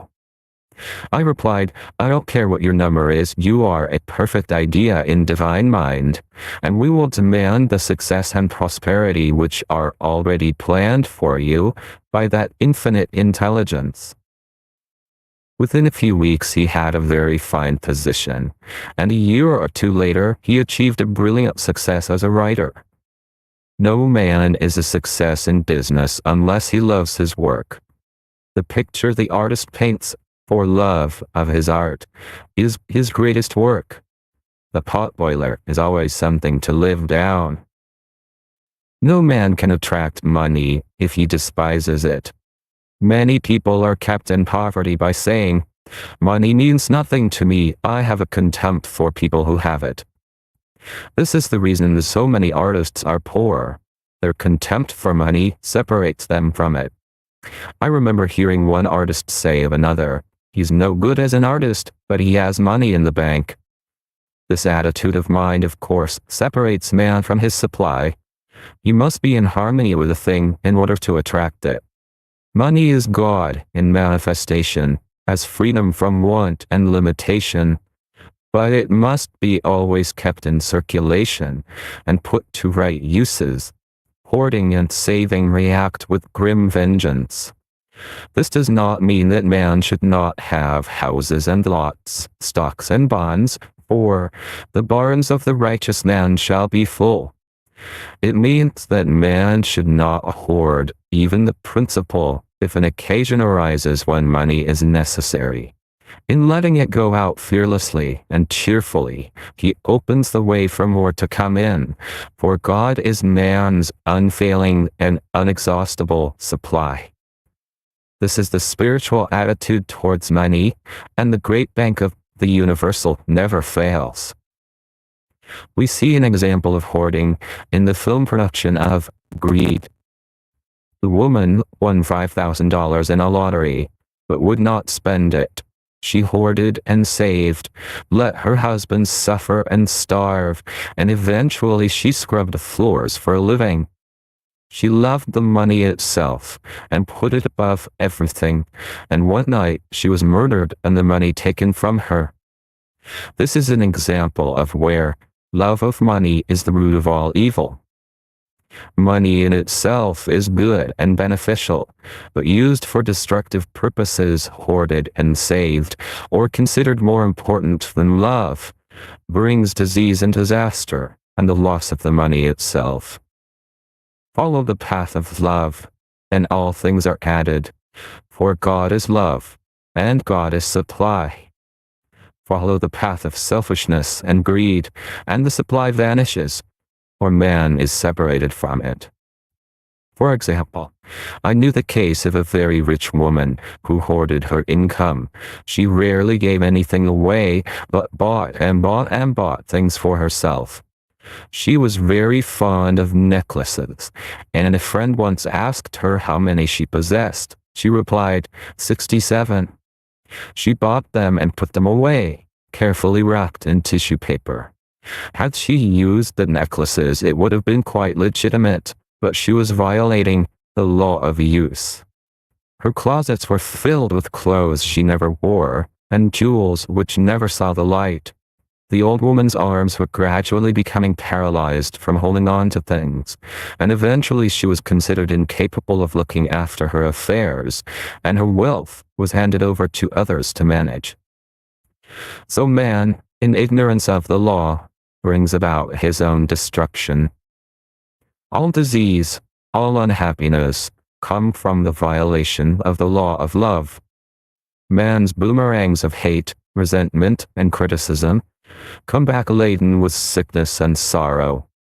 Love seems almost a lost art, but the man with the knowledge of spiritual law knows it must be regained, for without it he has become as sounding brass and tinkling cymbals. For example, I had a student who came to me, month after month, to clean her consciousness of resentment. After a while, she arrived at the point where she resented only one woman, but that one woman kept her busy. Little by little, she became poised and harmonious, and one day, all resentment was wiped out. She came in radiant and exclaimed, "You can't understand how I feel. The woman said something to me, and instead of being furious, I was loving and kind." And she apologized It was perfectly lovely to me. No one can understand the marvelous lightness I feel within. Love and goodwill are invaluable in business. For example, a woman came to me complaining of her employer. She said she was cold and critical, and she knew she did not want her in the position. Well, I replied, salute the divinity in the woman and send her love. She said, I can't. She's a marble woman. I answered, you remember the story of the sculptor who asked for a certain piece of marble? He was asked why he wanted it, and he replied, because there is an angel in the marble. And out of it he produced a wonderful work of art. She said, very well, I'll try it. A week later she came back and said, I did what you told me, and now the woman is very kind, and took me out in her car. People are sometimes filled with remorse for having done someone an unkindness, perhaps years ago.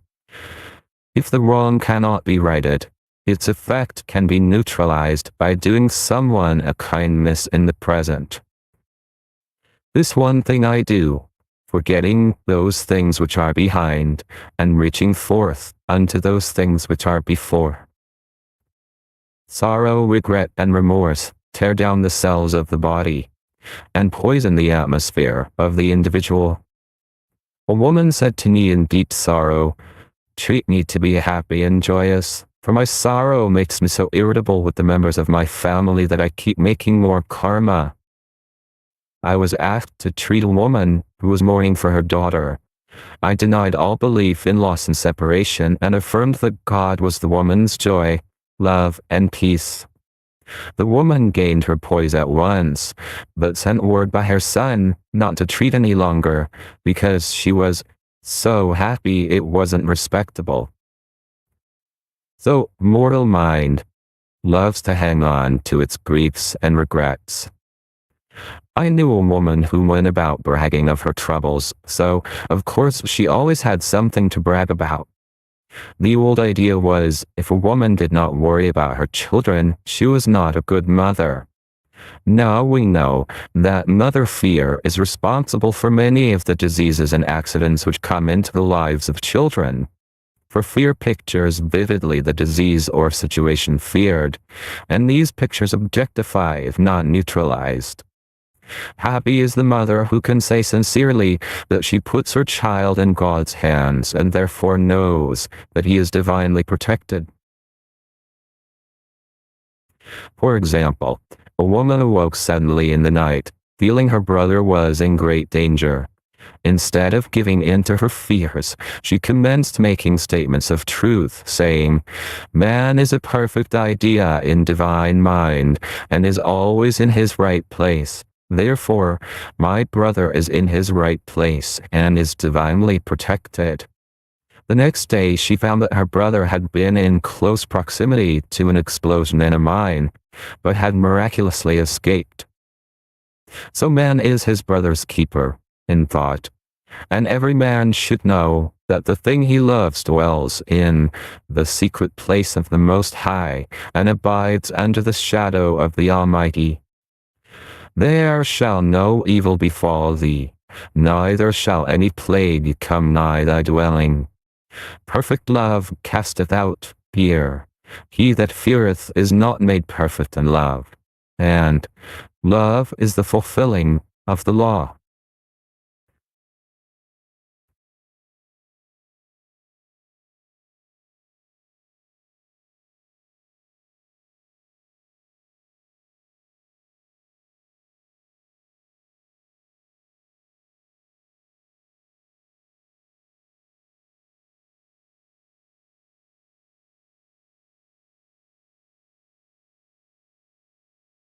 Chapter 8.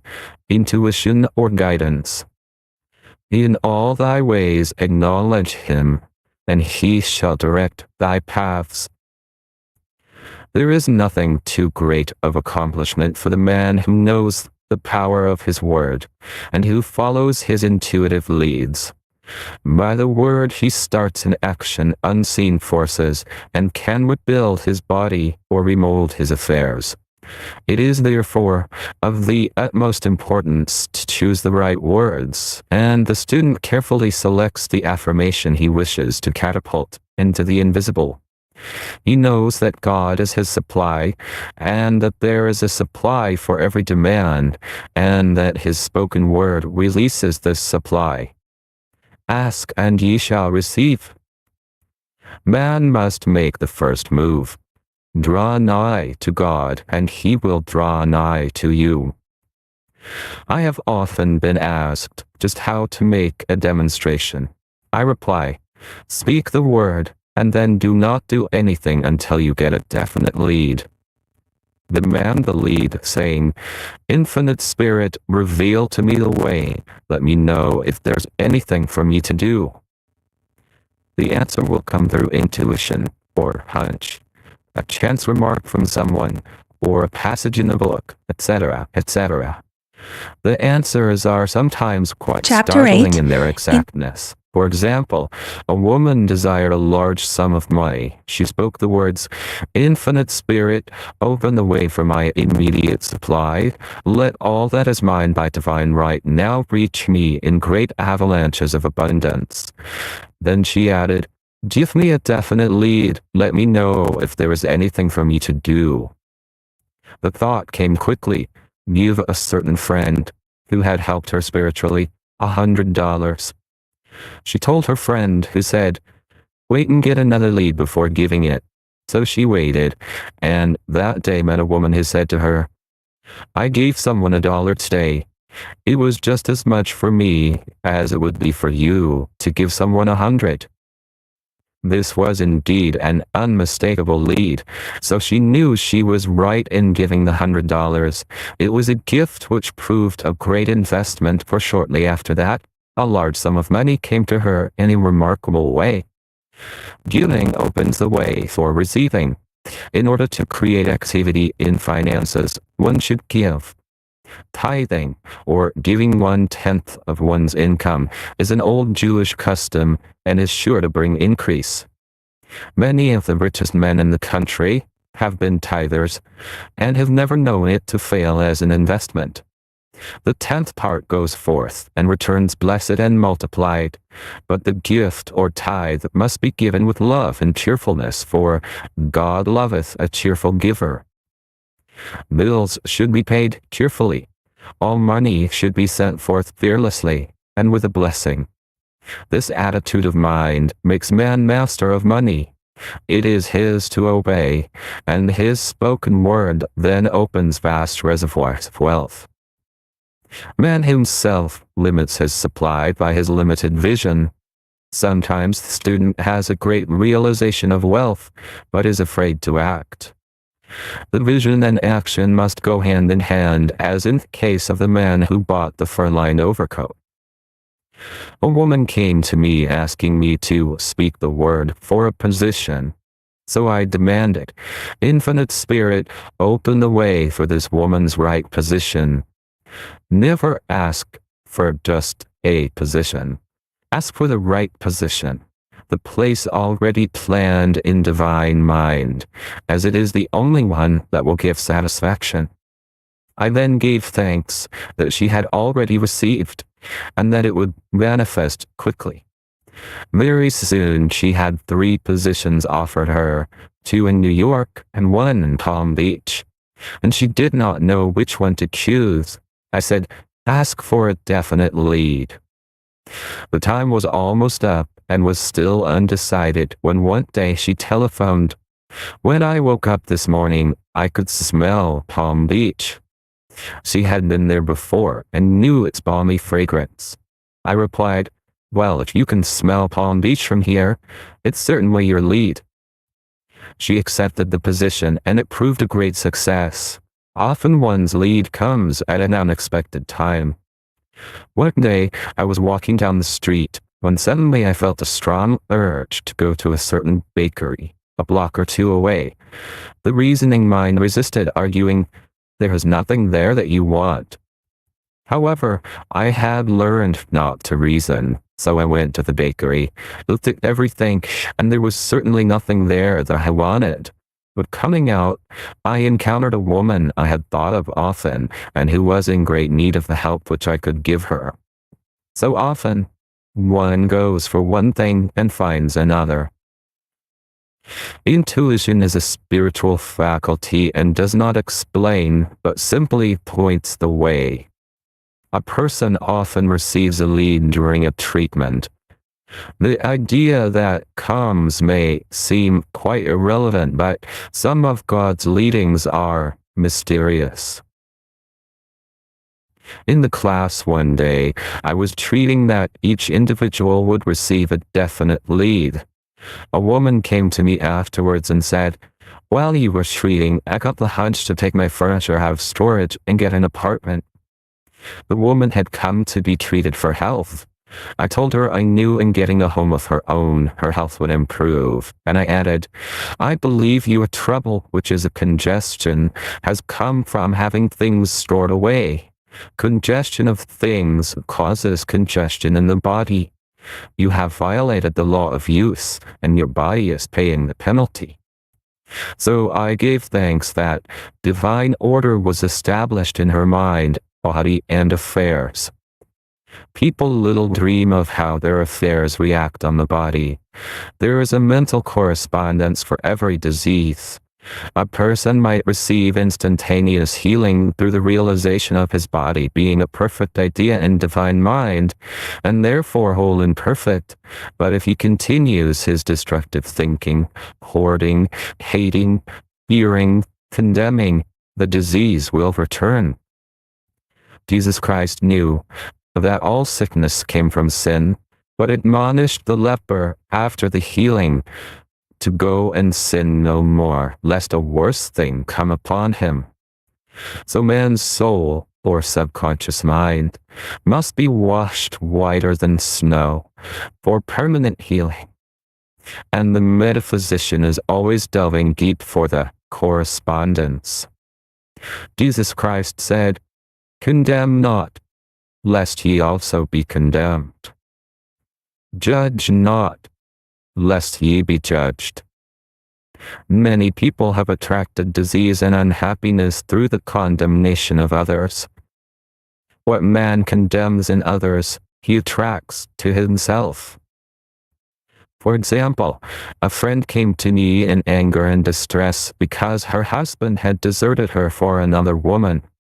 She condemned the other woman and said continually, she knew he was a married man, she had no right to accept his attentions. I replied, "Stop condemning the woman, bless her, and be through with the situation, otherwise you are attracting the same thing to yourself." She was deaf to my words, and a year or two later became deeply interested in the married man herself. Man picks up a live wire whenever he criticizes or condemns and may expect a shock. Indecision is a stumbling block in many a pathway. In order to overcome it, make the statement repeatedly, "I am always under direct inspiration.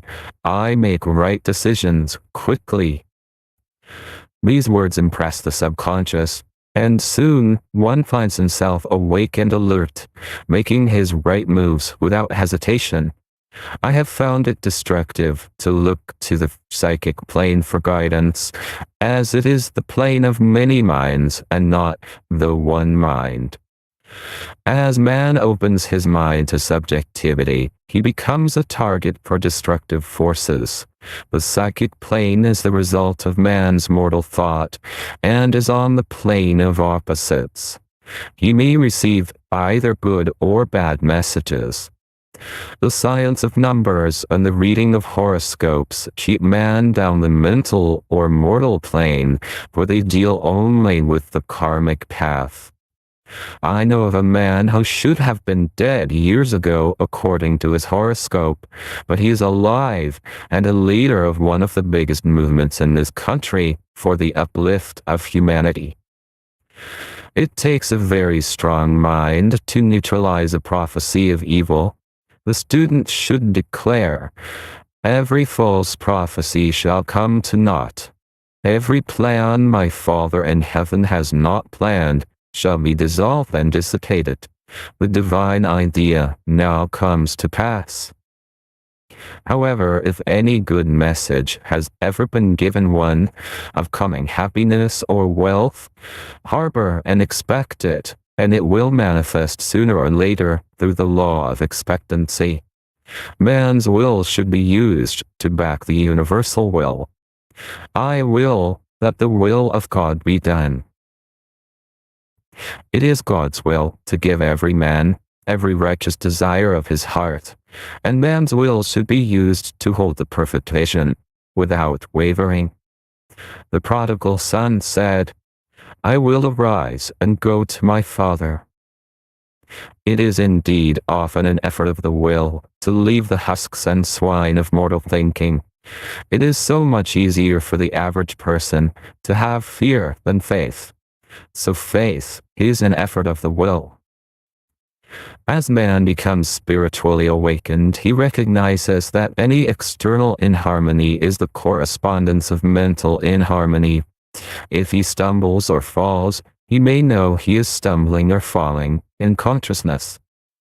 One day a student was walking along the street, condemning someone in her thoughts. She was saying mentally, that woman is the most disagreeable woman on earth. When suddenly, 3 Boy Scouts rushed around the corner and almost knocked her over. She did not condemn the Boy Scouts, but immediately called on the law of forgiveness and saluted the divinity in the woman. Wisdom's ways are ways of pleasantness, and all her paths are peace.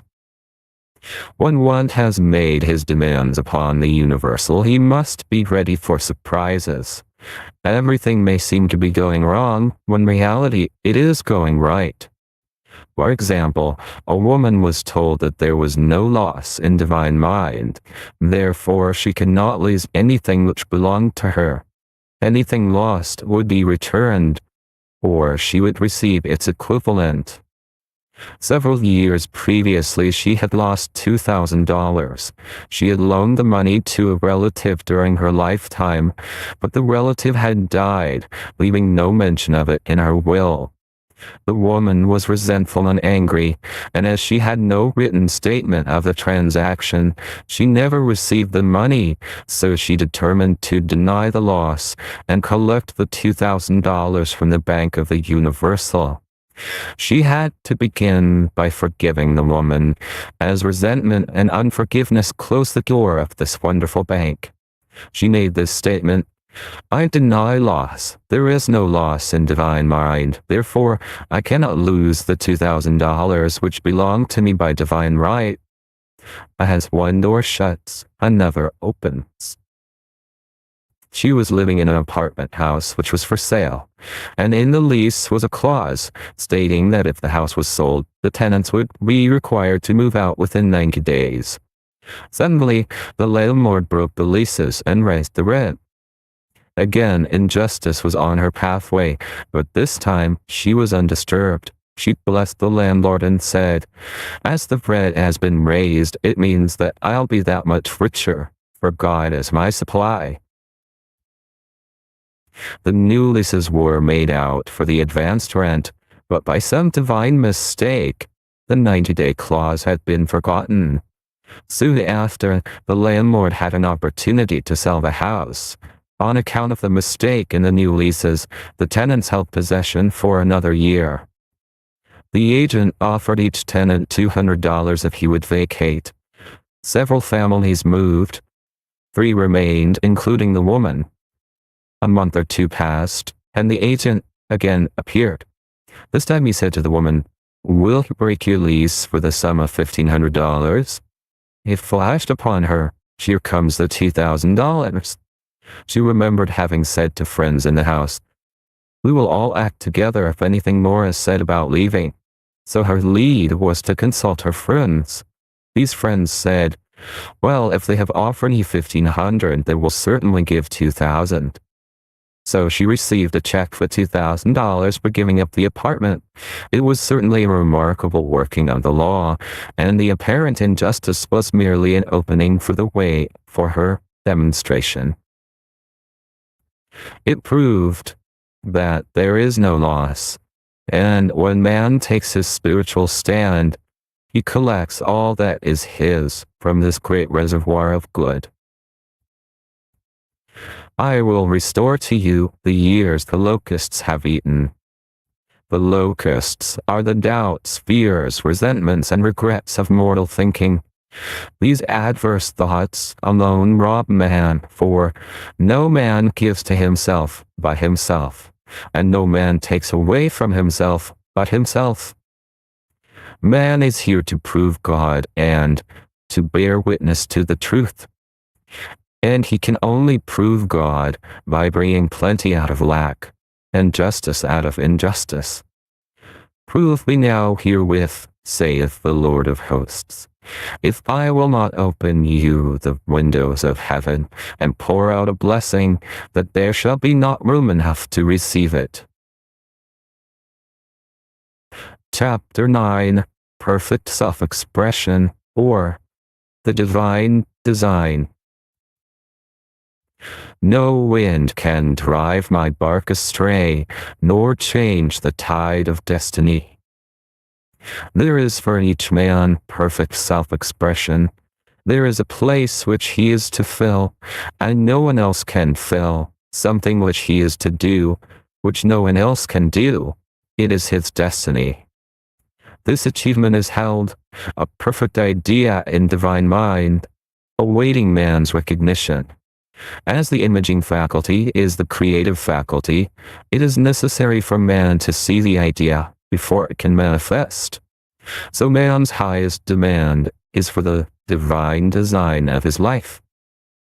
He may not have the faintest conception of what it is, for there is possibly some marvelous talent hidden deep within him.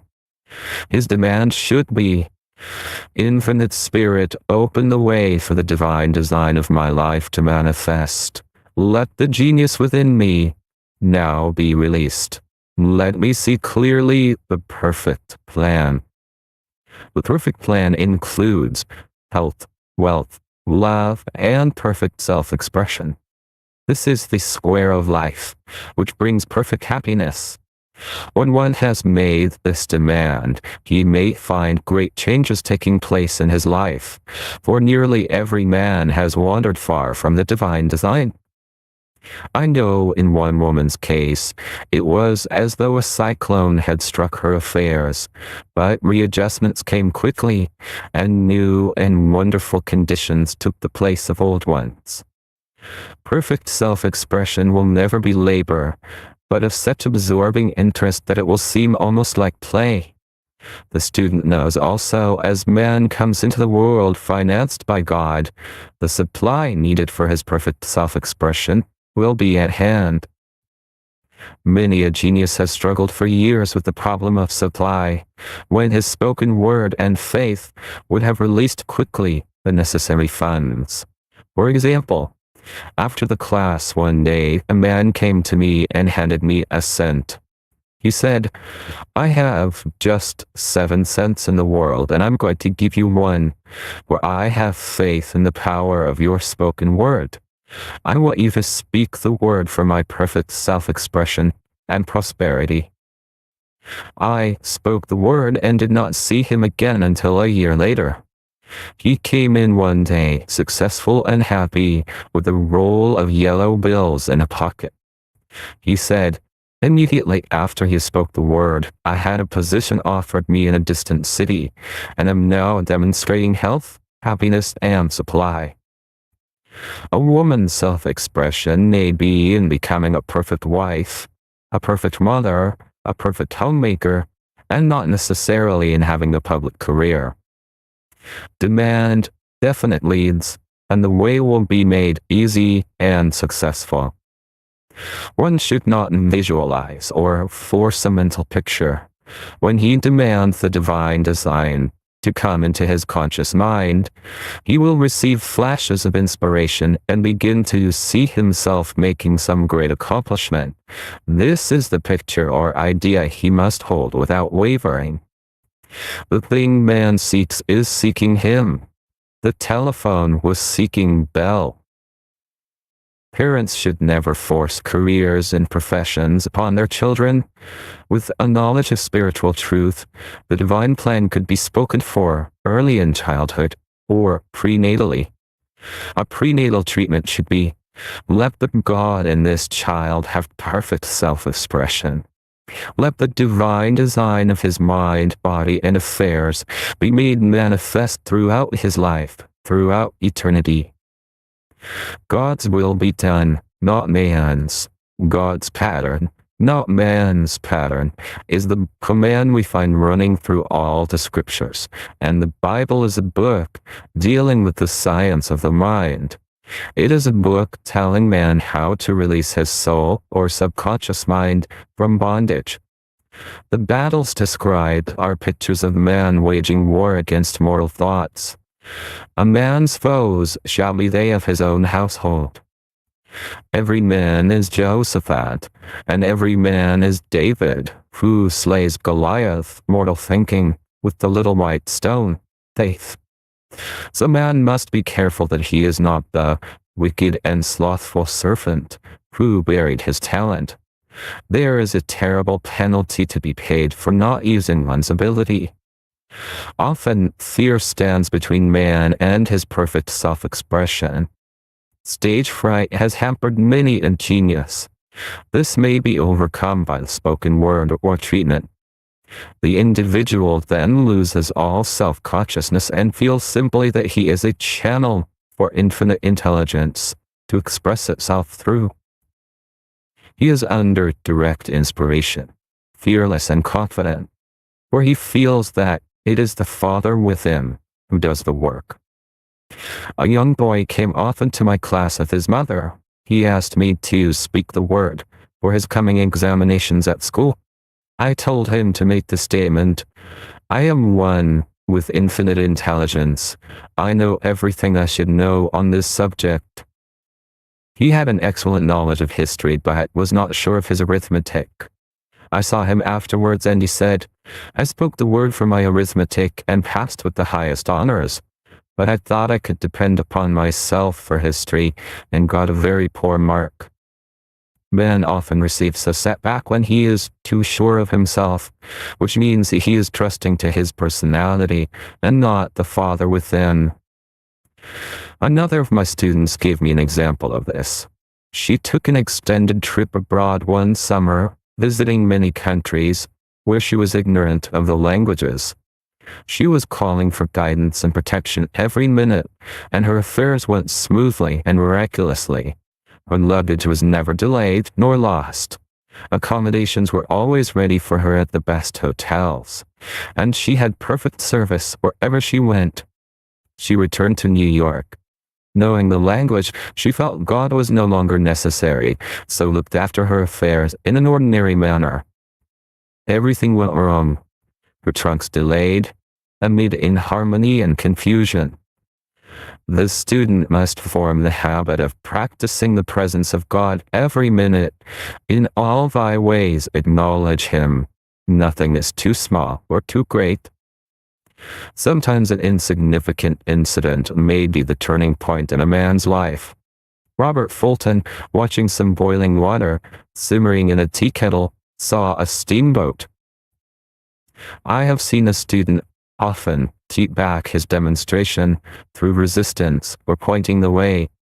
He pins his faith to one channel only and dictates just the way he desires the manifestation to come, which brings things to a standstill.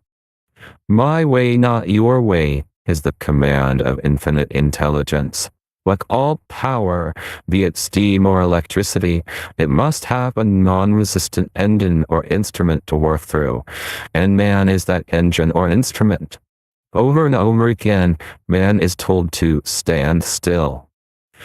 O Judah, fear not, but tomorrow go out against them, for the Lord will be with you, you shall not need to fight this battle.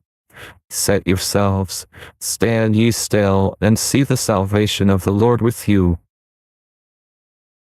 We see this in the incidents of the $2,000 coming to the woman through the landlord when she became non-resistant and undisturbed, and the woman who won the man's love after all suffering had ceased. The student's goal is poise. Poise is power, for it gives God power a chance to rush through man, to will and to do its good pleasure. Poised, he thinks clearly and makes right decisions quickly. He never misses a trick. Anger blurs the visions, poisons the blood, is the root of many diseases, and causes wrong decision, leading to failure. It has been named one of the worst sins, as its reaction is so harmful. The student learns that in metaphysics, sin has a much broader meaning than in the old teaching. Whatsoever is not of faith is sin. He finds that fear and worry are deadly sins. They are inverted faith, and through distorted mental pictures bring to pass the thing he fears. His work is to drive out these enemies from the subconscious mind. When man is fearless, he is finished. Maeterlinck says that man is God afraid. So as we've read in the previous chapters, man can only vanquish fear by walking up to the thing he is afraid of. When Jehoshaphat and his army prepared to meet the enemy, singing, "Praise the Lord, for his mercy endureth forever," they found their enemies had destroyed each other, and there was nothing to fight. For example, a woman asked a friend to deliver a message to another friend. The woman feared to give the message as the reasoning mind said, "Don't get mixed up in this affair. Don't give that message." She was troubled in spirit, for she had given her promise. At last she determined to walk up to the lion and call on the law of divine protection. She met the friend to whom she was to deliver the message. She opened her mouth to speak it when her friend said, "So-and-so has left town." This made it unnecessary to give the message, as the situation depended upon the person being in town. As she was willing to do it, she was not obliged to. As she did not fear, the situation vanished. The student often delays his demonstration through a belief in incompletion. He should make this statement: "In divine mind, there is only completion. Therefore, my demonstration is completed. My perfect word, my perfect home, my perfect health."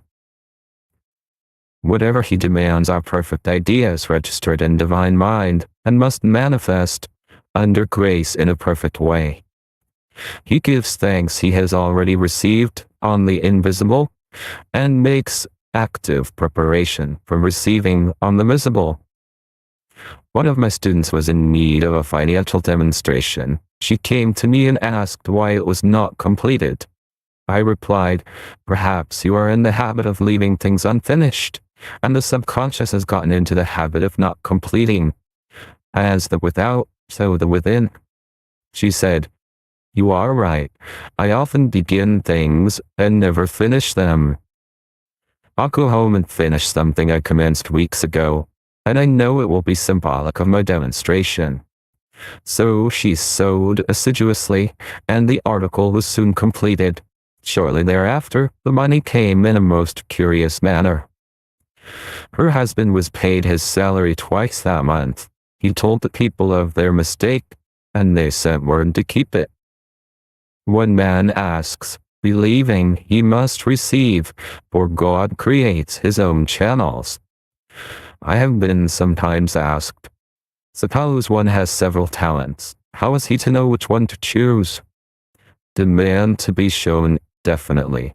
Say, "Infinite Spirit, give me a definite lead. Reveal to me my perfect self-expression. Show which talent I am to make use of now." I have known people to suddenly enter a new line of work and be fully equipped with little to no training, so make the statement, I am fully equipped for the divine plan of my life, and be fearless in grasping opportunities. Some people are cheerful givers, but bad receivers. They refuse gifts through pride or some negative reason, thereby blocking their channels, and invariably find themselves eventually with little or nothing. For example, a woman who had given away a great deal of money had a gift offered her of several $1,000s. She refused to take it, saying she did not need it. Shortly thereafter, her finances were tied up, and she found herself in debt for that amount. Man should receive gracefully the bread returning to him upon the water. Freely ye have given, freely ye shall receive. There is always the perfect balance of giving and receiving, and though man should give without thinking of returns, he violates law if he does not accept the returns which come to him, for all gifts are from God, man being merely the channel. A thought of lack should never be held over the giver. For example, when the man gave me 1 cent, I did not say, "Poor man, he cannot afford to give me that." I saw him rich and prosperous with his supply pouring in. It was this thought which brought it. If one has been a bad receiver, he must become a good one, and take even a postage stamp that is given him, and open up his channels for receiving. The Lord loveth a cheerful receiver, as well as a cheerful giver. I have often been asked why one man is born rich and healthy and another poor and sick. Where there is an effect, there is always a cause. There is no such thing as chance. This question is answered through the law of reincarnation. Man goes through many births and deaths, until he knows the truth which sets him free. He is drawn back to the earth plane through unsatisfied desire, to pay his karmic debts or to fulfill his destiny. The man born rich and healthy has had pictures in his subconscious mind, in his past life, of health and riches, and the poor and sick man of disease and poverty. Man manifests, on any plane, the sum total of his subconscious beliefs. However, birth and death are man-made laws, for the wages of sin is death. The Adamic fall in consciousness through the belief in 2 powers. The real man, spiritual man, is birthless and deathless. He was never born and has never died. As he was in the beginning, he is now and shall ever be. So through the truth, man is set free from the law of karma, sin, and death, and manifests the man made in his image and likeness.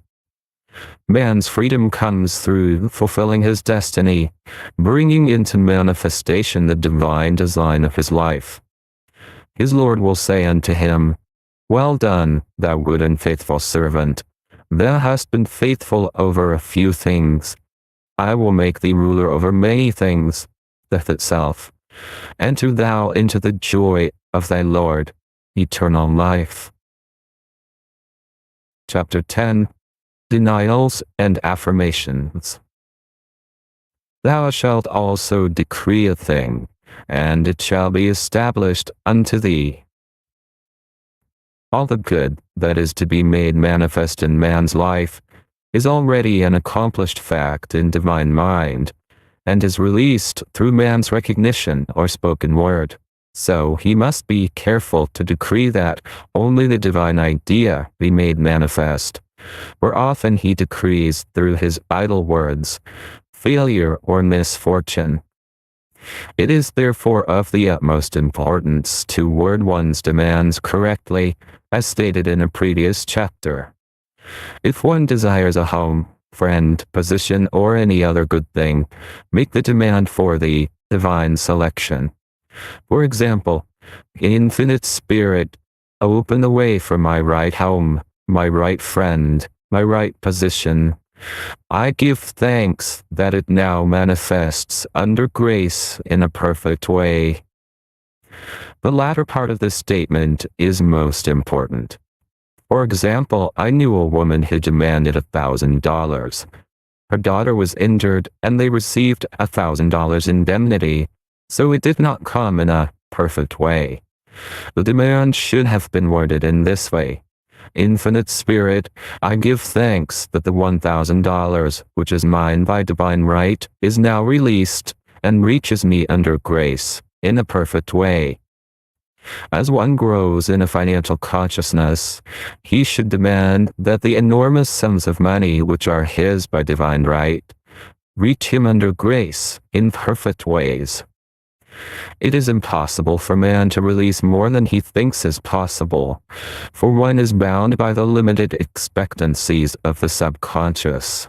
He must enlarge his expectancies in order to receive in a larger way. Man so often limits himself in his demands. For example, a student made the demands for $600 by a certain date. He did receive it, but heard afterwards that he came very near receiving $1,000, but he was given just $600 as a result of his spoken word. They limited the Holy One of Israel. Wealth is a matter of consciousness. The French have a legend giving an example of this. A poor man was walking along a road when he met a traveler, who stopped him and said, "My good friend, I see that you are poor. Take this gold nugget, sell it, and you will be rich all your days." The man was overjoyed at his good fortune, and took the nugget home. He immediately found work, and became so prosperous that he did not sell the nugget.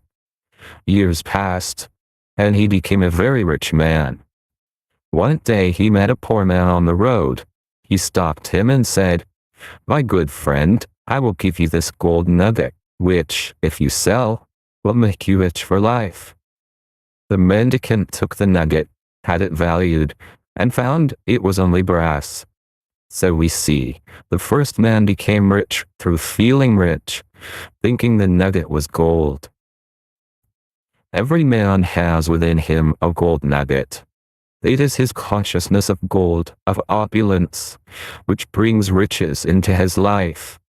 In making his demands, man begins at his journey's end. That is, he declares he has already received.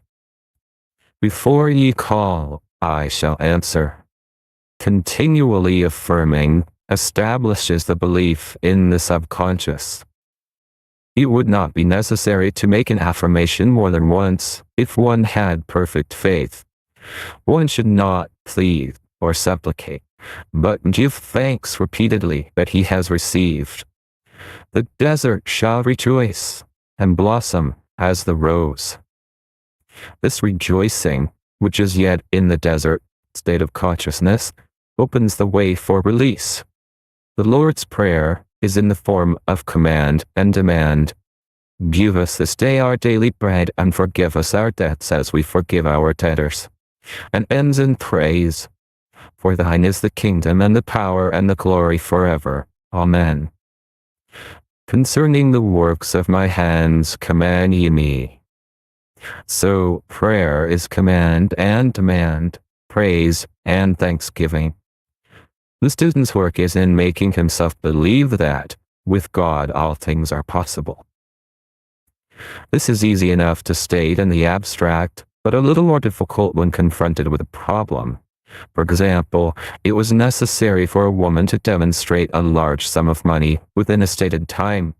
She knew she must do something to get a realization, for realization is manifestation, and she demanded a lead.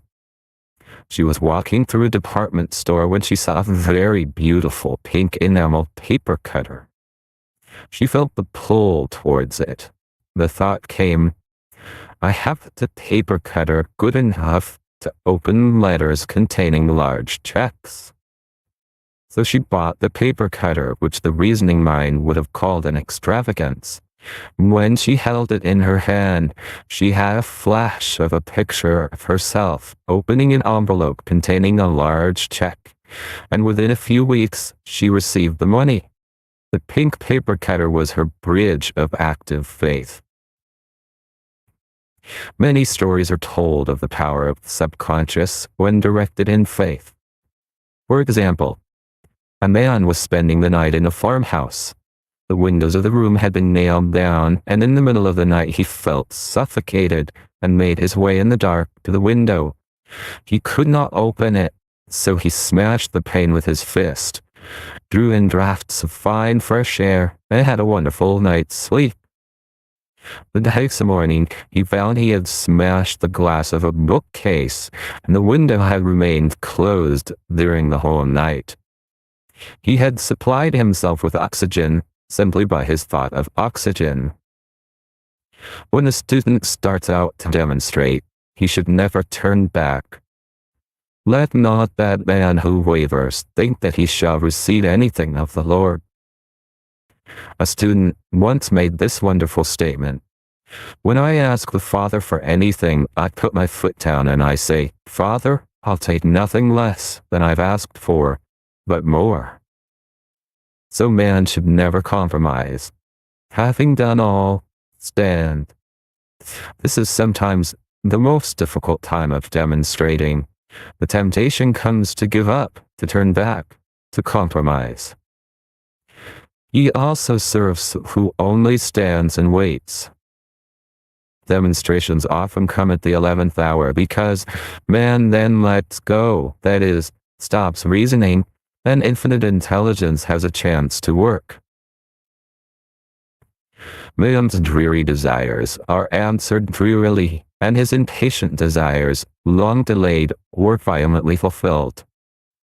For example, a woman asked me why it was she was constantly losing or breaking her glasses. We found she often said to herself and others with vexation, "I wish I could get rid of my glasses." So her impatient desire was violently fulfilled. What she should have demanded was perfect eyesight, but what she registered in the subconscious was simply the impatient desire to be rid of her glasses, so they were continually being broken and lost. Two attitudes of mind cause loss: depreciation, as in the case of the woman who did not appreciate her husband, or fear of loss, which makes a picture of loss in the subconscious. When a student is able to let go of his problem, cast his burden, he will have instantaneous manifestation. For example, a woman was out during a very stormy day, and her umbrella was blown inside out. She was about to make a call on some people whom she had never met, and she did not wish to make her first appearance with a dilapidated umbrella. She could not throw it away as it did not belong to her. So in desperation, she exclaimed, "Oh God, you take charge of this umbrella. I don't know what to do." A moment later, a voice behind her said, "Lady, do you want your umbrella mended?" There stood an umbrella mender. She replied, "Indeed I do." The man mended the umbrella, while she went into the house to pay her call, and when she returned, she had a good umbrella. So there is always an umbrella mender at hand, on man's pathway, when one puts the umbrella or situation in God's hands. One should always follow a denial with an affirmation. For example, I was called on the phone late one night to treat a man whom I had never seen. He was apparently very ill. I made the statement, "I deny the appearance of disease. It is unreal, therefore cannot register in his consciousness. This man is a perfect idea in divine mind, pure substance expressing perfection. There is no time or space in divine mind. Therefore, the word reaches instantly its destination and does not return void. I have treated patients in Europe and have found that the result was instantaneous. I am asked so often the difference between visualizing and visioning. Visualizing is a mental process governed by the reasoning or conscious mind. Visioning is a spiritual process governed by intuition or the superconscious mind. The student should train his mind to receive these flashes of inspiration and work out the divine pictures through definite leads.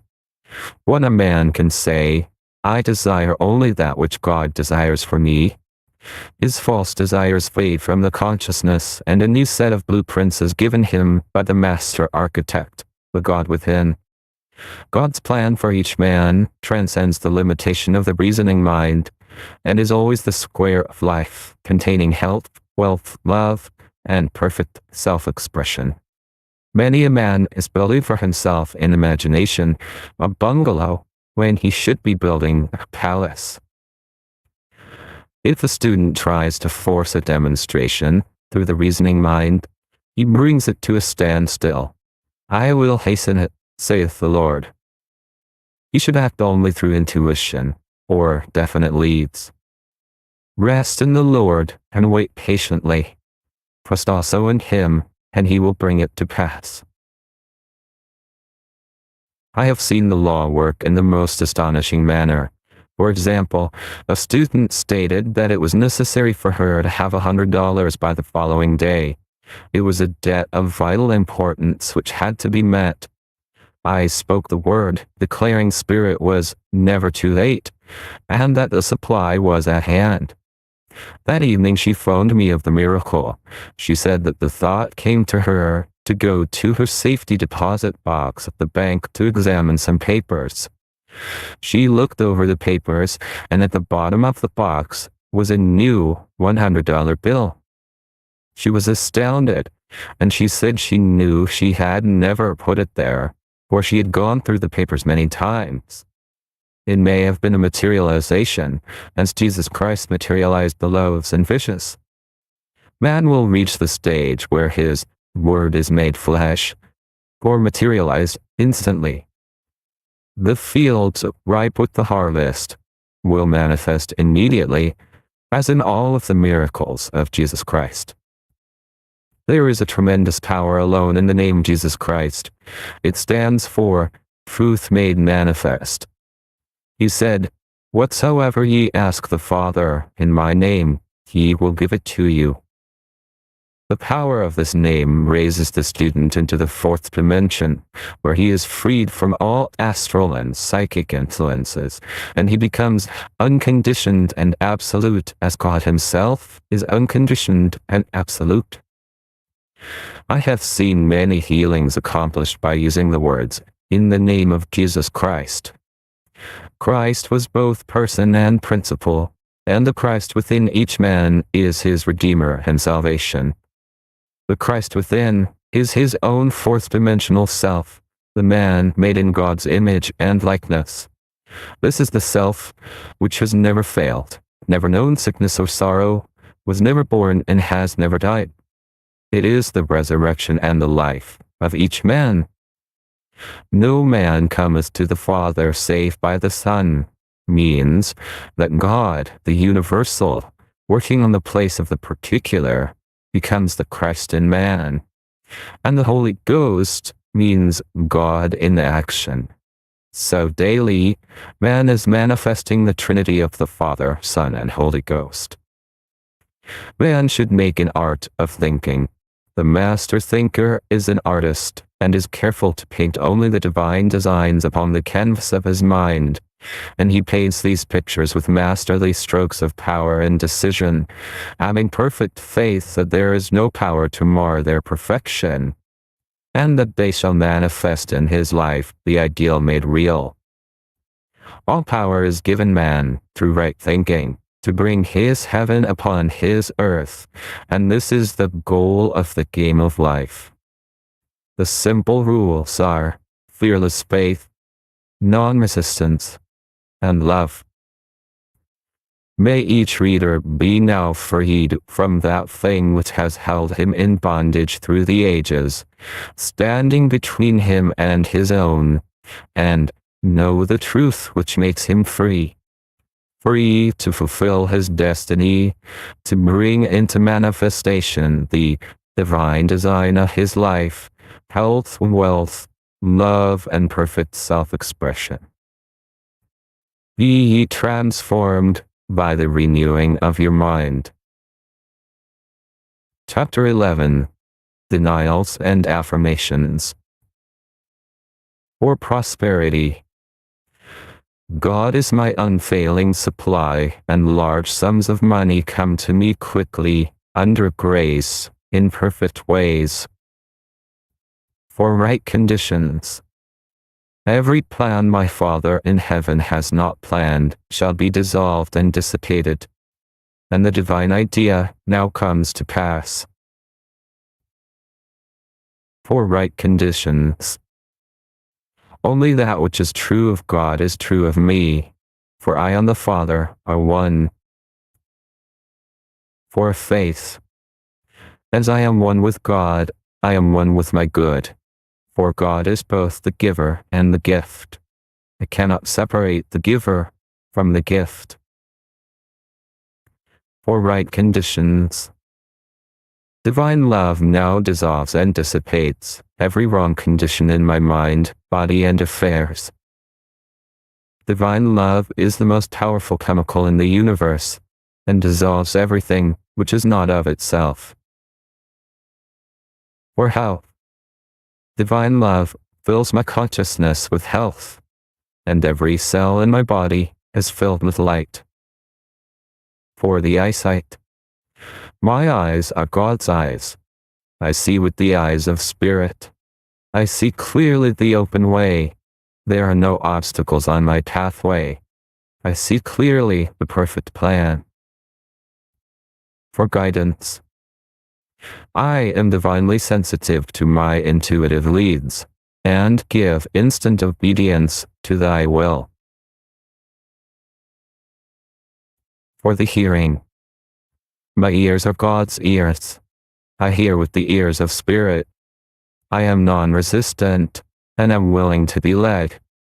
I hear glad tidings of great joy. For right work. I have a perfect work, in a perfect way. I give a perfect service, for perfect pay. For freedom from all bondage. I cast this burden on the Christ within, and I go free. End of chapter 11. The Game of Life and How to Play It, by Florence Scovel Shinn. Chapter 1. The Game. Most people consider life a battle, but it is not a battle, it is a game. It is a game, however, which cannot be played successfully without the knowledge of spiritual law. And the Old and the New Testaments give the rules of the game with wonderful clearness. Jesus Christ taught that it was a great game of giving and receiving. Whatsoever a man soweth, that shall he also reap. This means that whatever man sends out in word or deed will return to him. What he gives, he will receive.